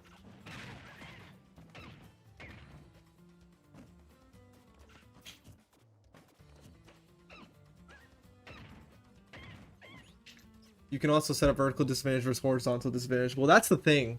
Diddy, in my opinion, is much better at horizontal. So there's another reason why this might not be as good.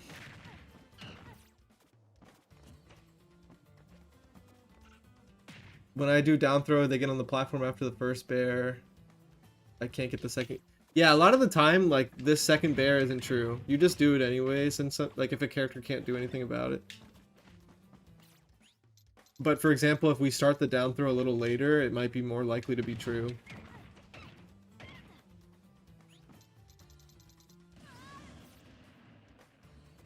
I like it from the high plat a lot. It's interesting.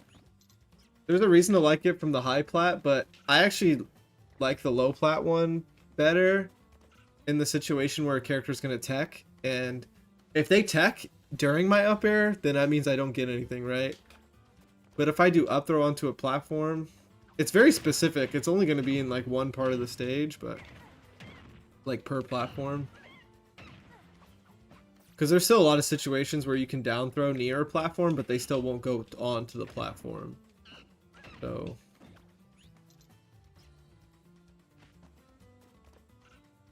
like for example, this down throw is probably still better than up throw because more damage, ledge trap. Diddy's better at horizontal advantage anyway. So it's very, very unlikely this will ever be optimal, but it's kind of cool. It's a different route.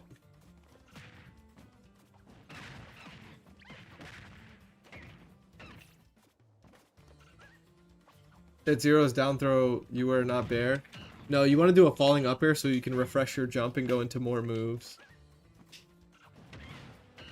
But that is an interesting thing you mentioned, because a lot of people do this, right? And that's not optimal. So the next step is to look into landing. So you can refresh jumps, get more damage. But on certain DIs and characters and stuff, you can do landing back air, which is more damage than the initial up air. So you can even do stuff like this, which is interesting. You can kill people if like things line up perfectly. If you get that type of thing with the DI, you just have to be really good at reacting to DI. Because let's say they DI like up and in, they would be like directly above Diddy pretty much. So you have to up air. You have to do the normal down throw combo. But if the CPU is always going to DI the same way, this is the type of angle where you do falling back air, and you can go into another move, or maybe even a dash jack. it's a more dangerous position for the opponent to be in, and it's usually a little more damage too. Yeah, on Fox you can grab them again. So that dash check could be like a grab on Fox.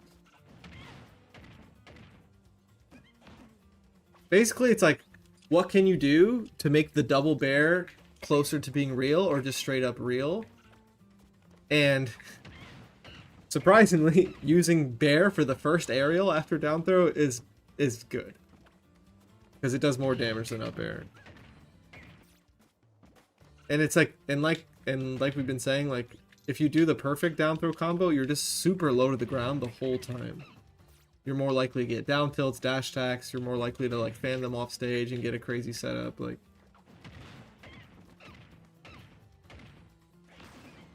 Basically back air is broken.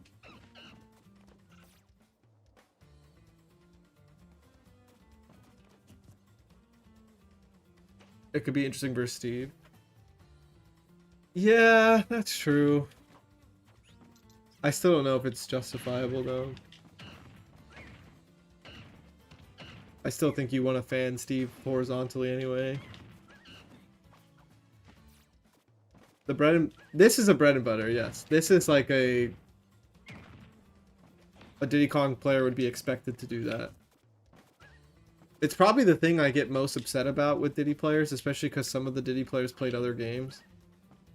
First off, sometimes they don't do a falling aerial after down throw, and it's like, alright, that's not good. Second off, a lot of players still do this. The problem with that is how high it is, right? First off, Diddy's vertical game is a little worse for advantage state.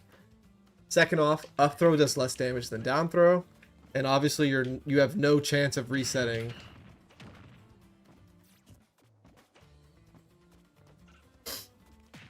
But yeah, there's still like a lot of situations where up throw can be good. Like if you're ledge trapping, right, and you just want to continue to put them off stage, but you want to combo them, there's that. And there's situations where platforms can extend, like we just showed with neutral air, and with up air is like a little bit of an easier one. Like there's some situations where you can do, you know, up air, and like you can get like that double bear type stuff. I'll be right back.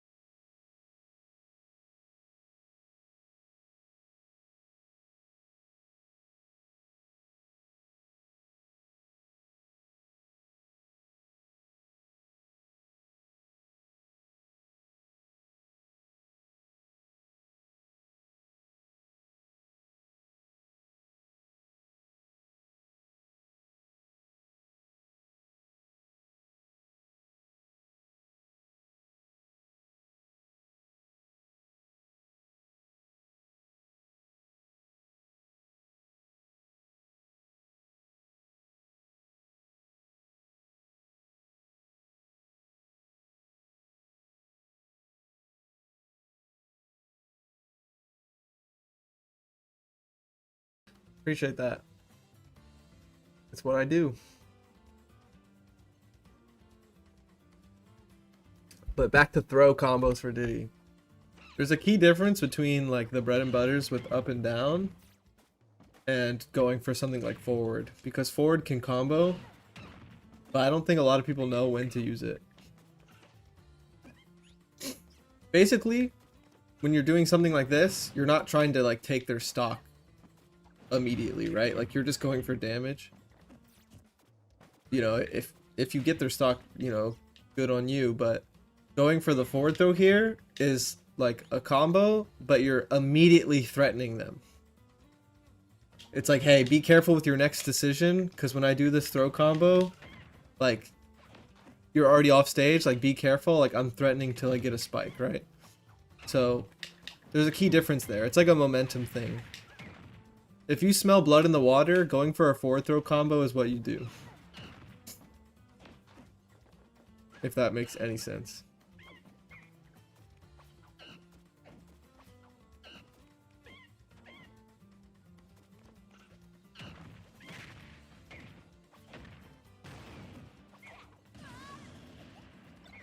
I usually do down throw back air any percent. Yeah, I think not everyone like knows the value of like the landing thing, and obviously it's harder too, so.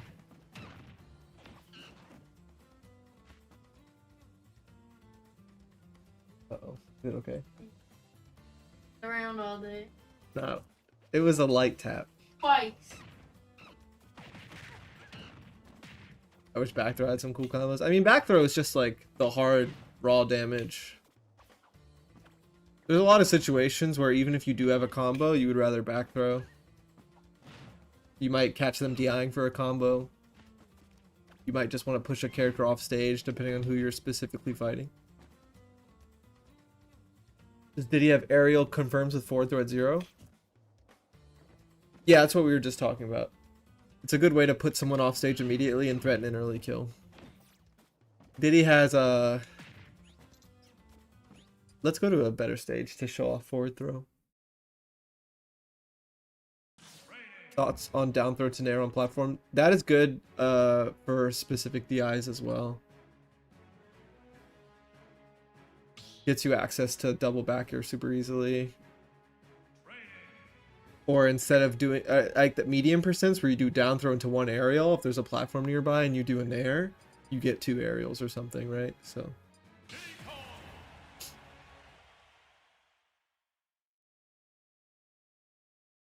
dash attack into nair on platform, also good if you can react to DI that's more vertical.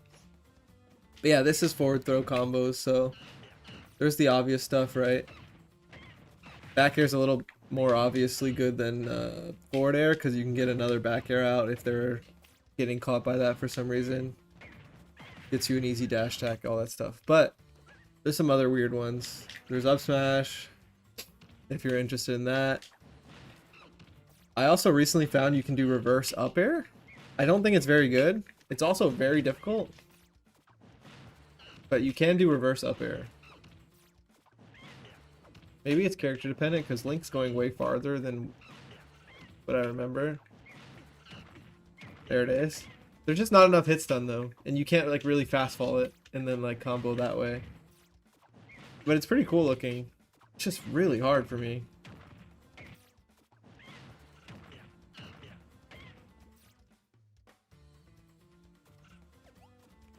Also, another way to use forward throws like this. So you can forward throw and then you can attack cancel, like dash attack cancel item toss. That's a rare situation, but I've hit some crazy clips with it, and I don't think people realize like why the clip even happened. You know what I mean? Like, it's pretty sick.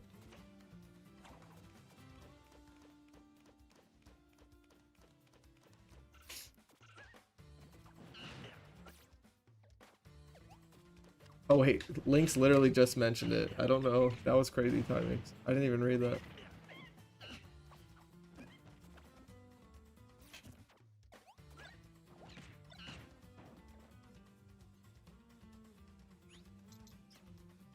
IDJ would be weird because first off, you need the back hitbox. And second off, an IDJ doesn't allow to combo anyways. It doesn't add on hit stun or anything. I think just doing a normal up air is the best. It's a difficult input though. I'm surprised I just got it a few times. Maybe I just learned it, I don't know. Looks really cool. And technically there's an argument to use it because like it's not like the back air is ever, it's not like the double back air is true anyways. So maybe keeping them, you know, close to the chest is valuable for like, you know, if they suck, maybe you can kill them. It does look really cool. I learned it at Gommel, and I was like trying to justify it, but I still really can't justify using it. I was thinking you can get some height to combo more. Yeah, height doesn't change anything because the up air is too weak here. Like nothing's real after that. You're like pretty negative probably.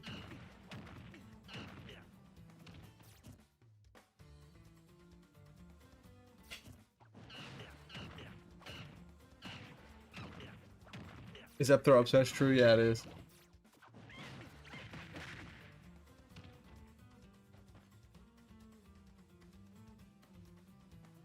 What would Paper Mario look like in Smash in your ideal world? I think he should use like his partners from 64 and Thousand Year Door. Maybe a little bit of both or something. And then obviously a hammer would be big. If you could add like stylish somehow, that would be crazy. I think he would be incredible in Smash, even if he's not that complicated. I think people should want him. I think he would be cool to play as.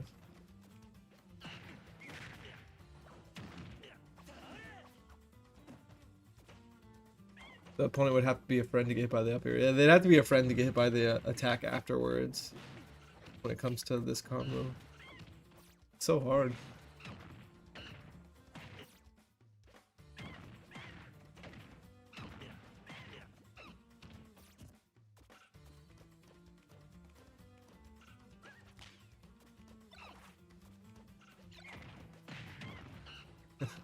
Yeah, Peanut's interesting. I don't think there's a world where it's like you'd want to do that over get banana.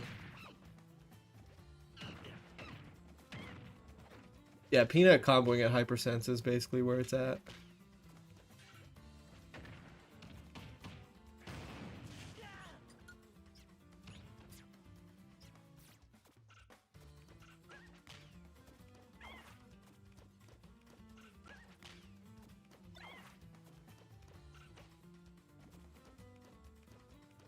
Oh, you're talking about like just doing this. Yeah, I don't think that's very strong.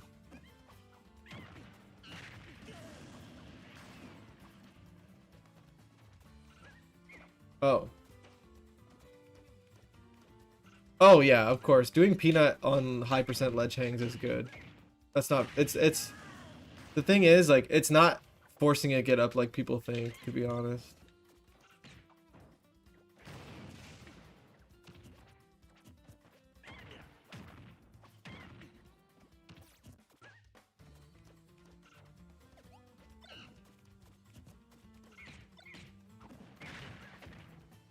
Maybe if Sonic or some character runs away with your banana, you bring out the Peanut item. If there was easy access to it. But yeah, it's good to threaten ledge hang with Peanut and be ready to combo off it at high percent for sure. But my favorite is Peanut into barrels at high percent. I haven't done it in like a year, but I used to do it all the time for fun. Pretty sure it's just a confirm.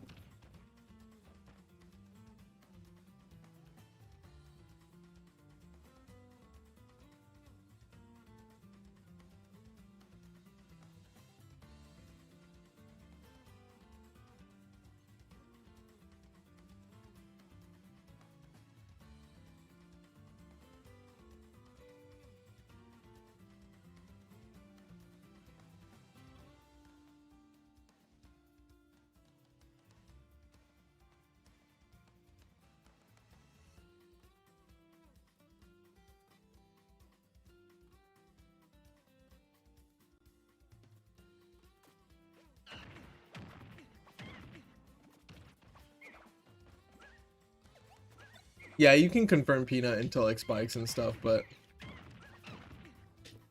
as unique as it is, it's not even that interesting to me.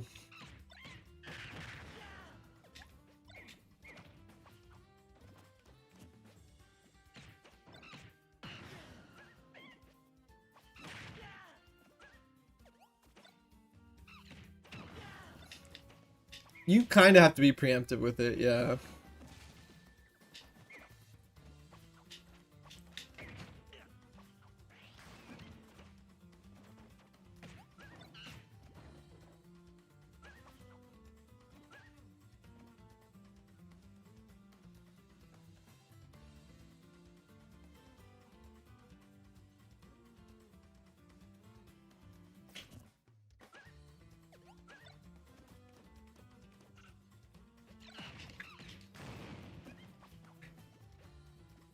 Yeah, it's definitely a little lazy to always go for Nair Bear or Nair Fair at ledge. Especially because sometimes you can do flip kick.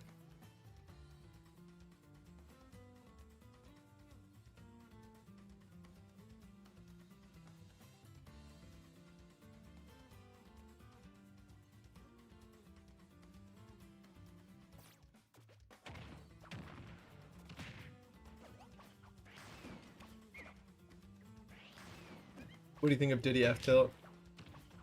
I think it's really good, and I think it's a little misunderstood and underrated across Diddy players.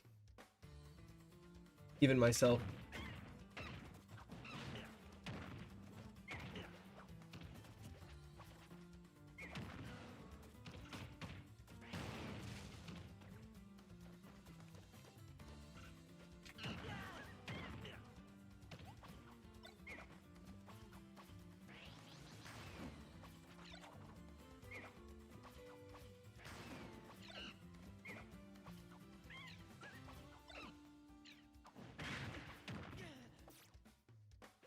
When are you gonna get mods back up? Probably never. I also think I'm about a shiny hunt. All my viewers about to disappear. I kind of want to eat some food, so. Okay. Okay. Tiny just made the weirdest noise.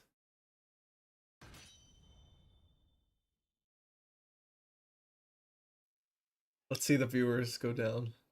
The funniest thing about when I shiny hunt, I get less viewers, but I feel like I get more subs.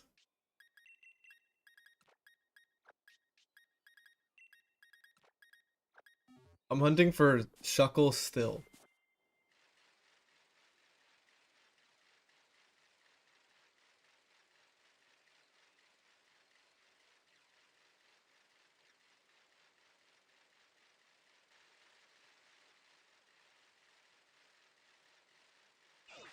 You know, I'm gonna hit eggs rat.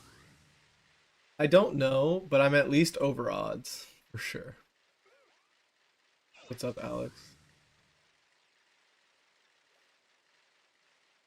Definitely over odds.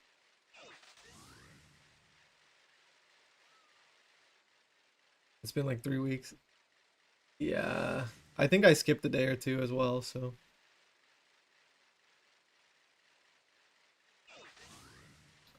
Also, I finished the Thousand Year Door remake. 10 out of 10. Like Pokemon Violet or Scarlet. I mean, I usually get both versions, but um, yeah, I would imagine. I played Scarlet, B played Violet.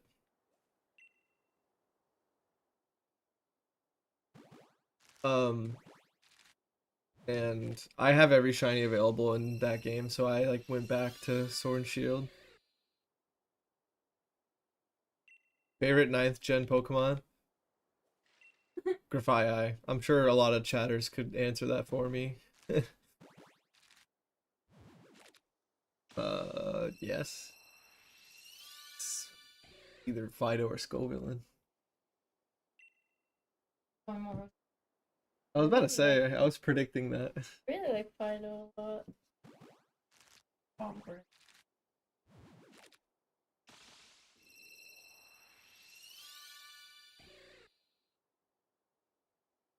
Top 2 is Grafii, Sableye. They're pretty much tied. Yeah, B's favorites in Scarlet Violet are Fido, Scovillain. I'm a big Scovillain fan as well. He's probably in my top 10 for Gen 9. Scovillain is so good. I wish it was like better statistically and all that. It's kind of pitiful a little bit. Move pull isn't very exciting either. But I'm like more of a casual anyways. See ya, have a good one. Thanks for chatting. Annihilate is obvious. Grafai and Annihilate are clearly my favorites from that gen. The Pokemon they brought are incredible. The gen itself, like it's like on the lower end of my list, but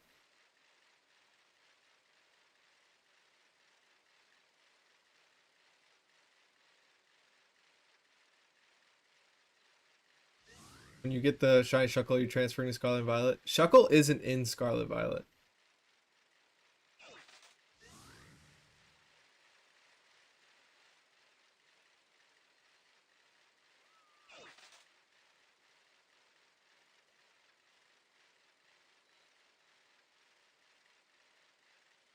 Paradoxes are solid, yeah. That's why I'm hunting it here. Because I have everything available in Scarlet Violet. Other than the different Vivian patterns. I don't have all of them.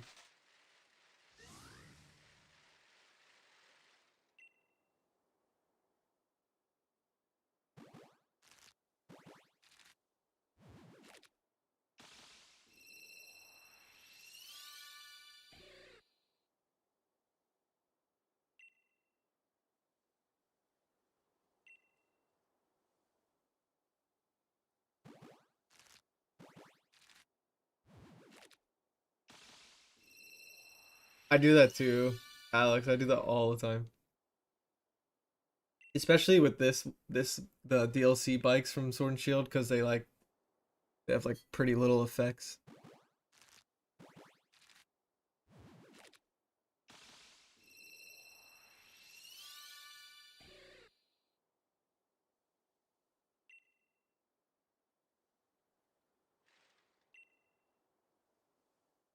Please.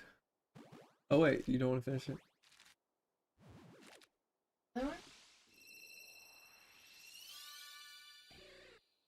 Guys, Very good. I thought I don't blame you. I'm gonna take a walk, but Okay. it'll probably be Yeah.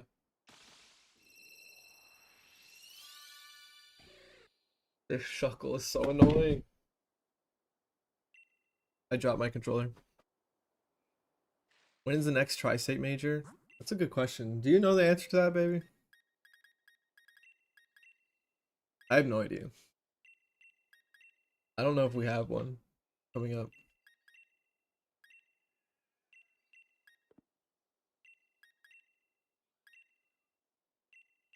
I think I have done Pokidoku like once. I want a Dragon Shuckle too. It's so funny you say that. That's literally the specific thing I want.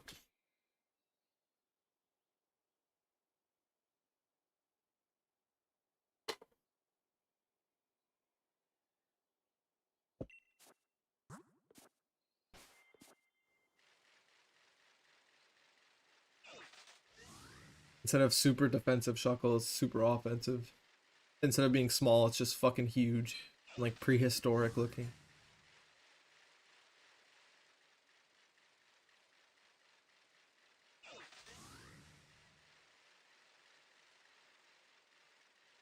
Do you know when the next big Tri-State tournament is? I see Yeah, in the north. Lucky is asking. Oh, they're Defend the North. I've never been to that one though. Yeah, I usually don't go to those. I see. I think it's We don't really have anything crazy. I think it's just in the north and cool.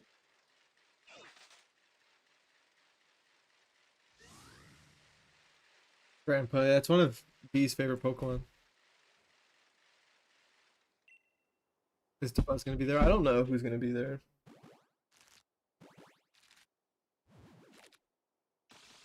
I usually don't go. Which is just my fault.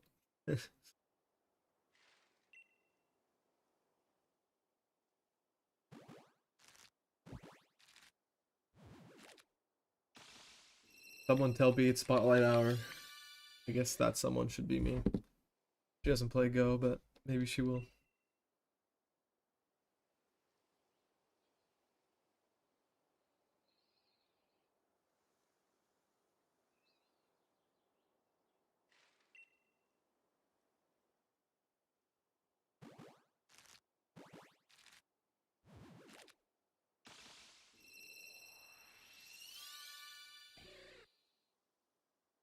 I don't know who the spotlight hour is this week.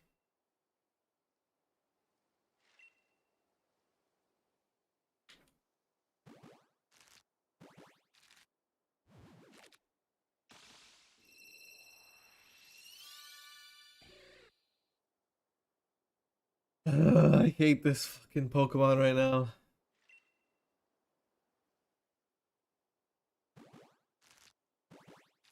Oh, it's Wingle hour.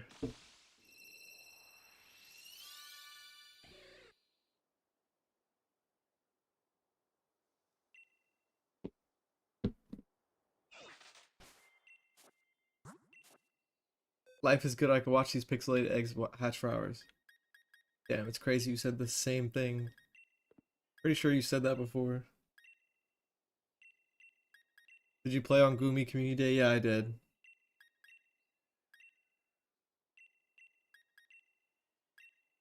I have two Hundo Gudras. So it was nice to like, one of them's maxed out, so I guess I got candies for the second one. Got like, you know, 7 or 8 shinies, called it a day.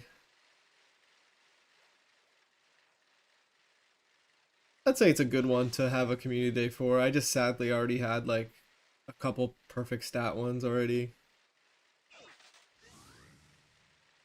I almost bought a Twilight Masquerade box yesterday. I had to fight my impulse. B and I might buy more. We're not sure.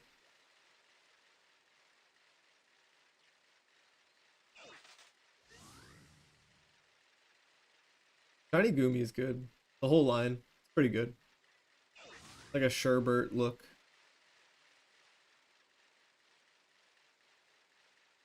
I could switch the flame body for luck. I could do like Scorch instead or something.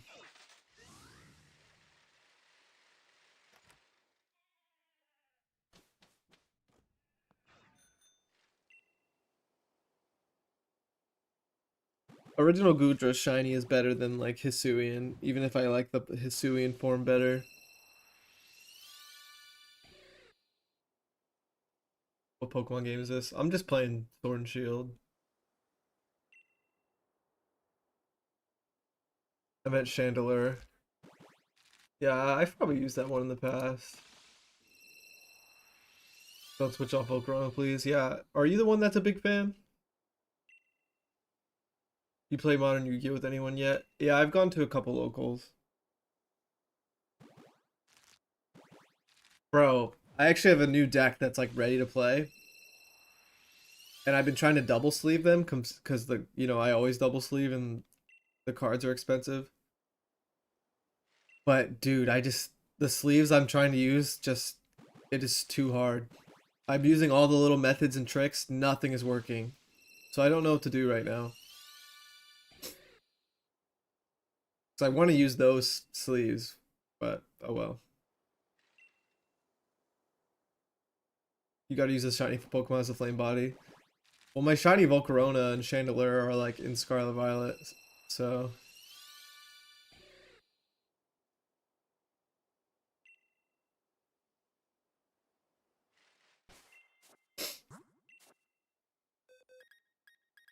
Do we go for another box, chat? 2 subs and I do another box.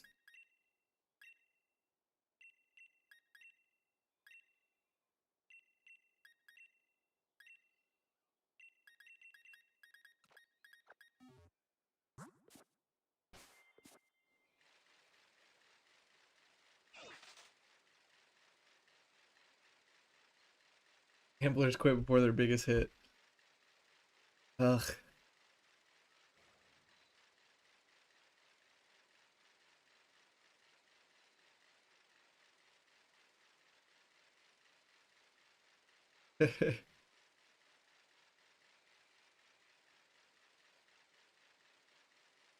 Yeah, wouldn't it be great if that number was 300, just a clean number?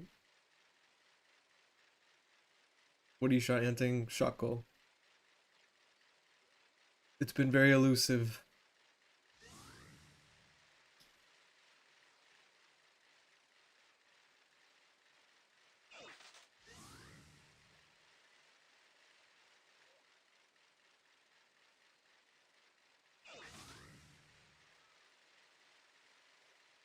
Pretty sure. Six pack. Six pack. Okay. Oh shit. Thank you, Leviathan FF7 for the 16 months. Fuck it, I won a local yesterday. Thank you very much. Now we only need one more.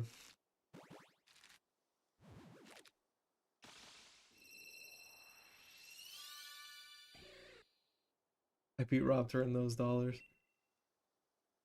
What most of us have to do if we want to win money through Smash. Defeat the robot. Thank you very much.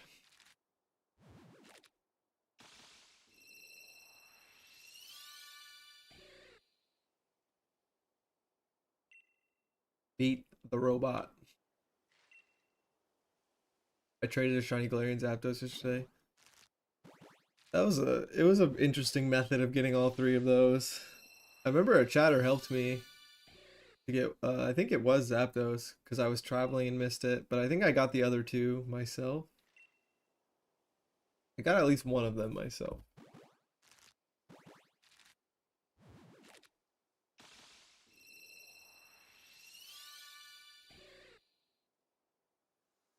Dude, it's just the shiny doesn't exist.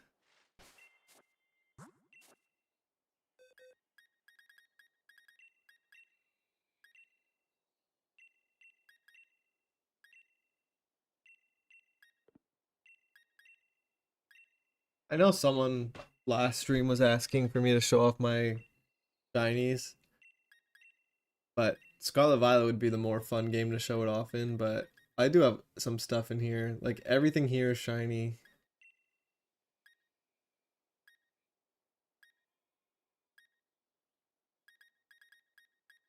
Haven't evolved anything in a while.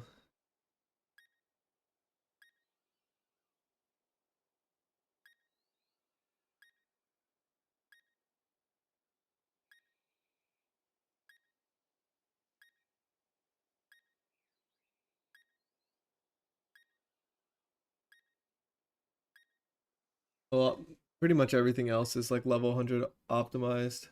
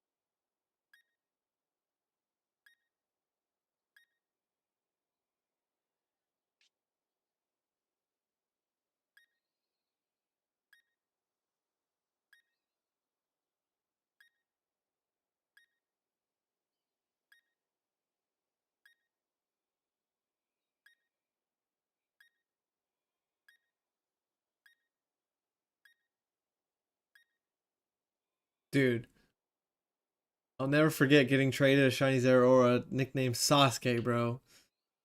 Life ruining.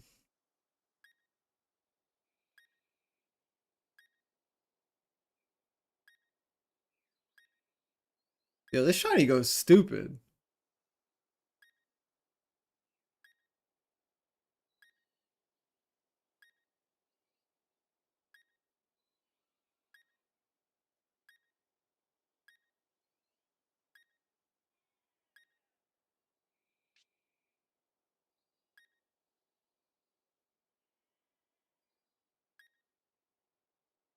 All the Tapus are in here.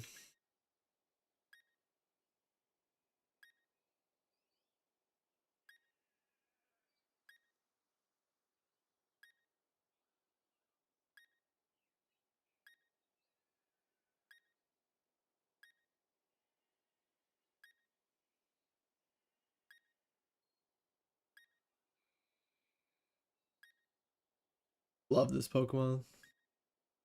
Love this Pokemon too.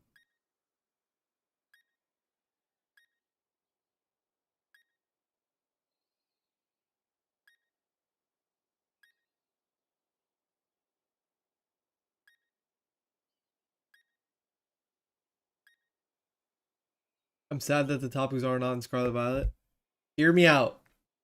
When Legends ZA comes out, you can quote me.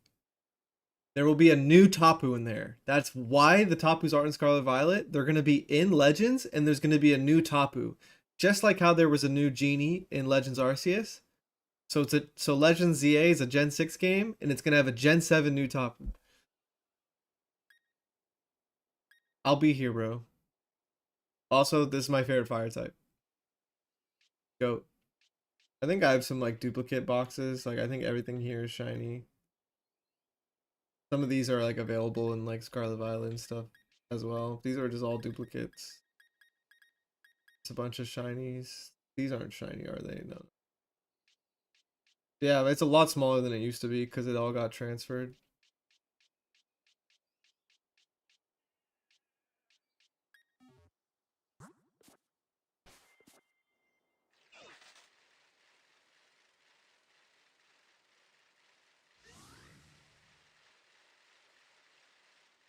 Conspiracy theorist.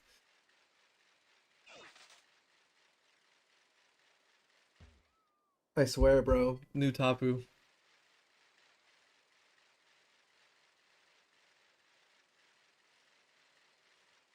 It could have Legends news. It's very possible. The direct's probably in like a week. Yeah, I haven't thought about a typing for the Tapu, but I know a Tapu is coming, which is cool because the Tapus are lit.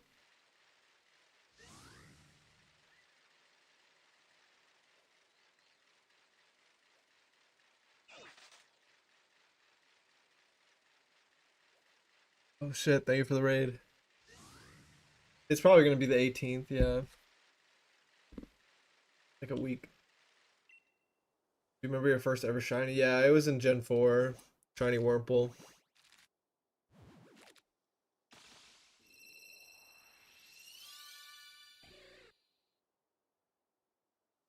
Well, I guess we're not doing 2 boxes. We only got 1 sub. This Shuckles just hates me.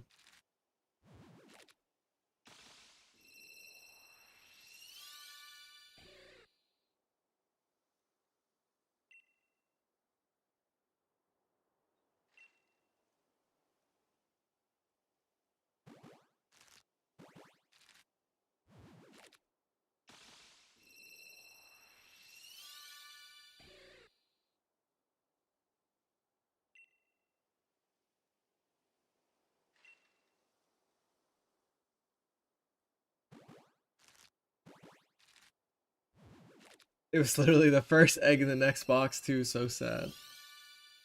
The first egg? That sucks. But now that I'm like not doing it, the luck will reset, so that sucks, dude.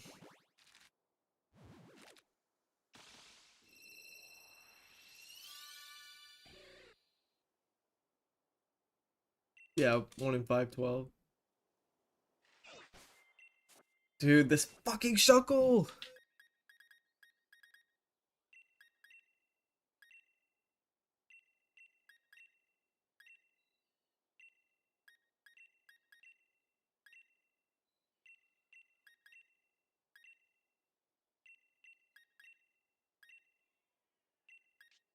I think I'm just greedy because I feel like my luck was really good on the last few hunts, and now it's just kind of normal.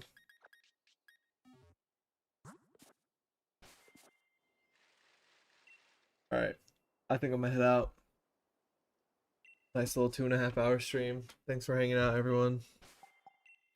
Didn't even play any matches of Smash, just talked about tech and stuff. Keeping my hands warm.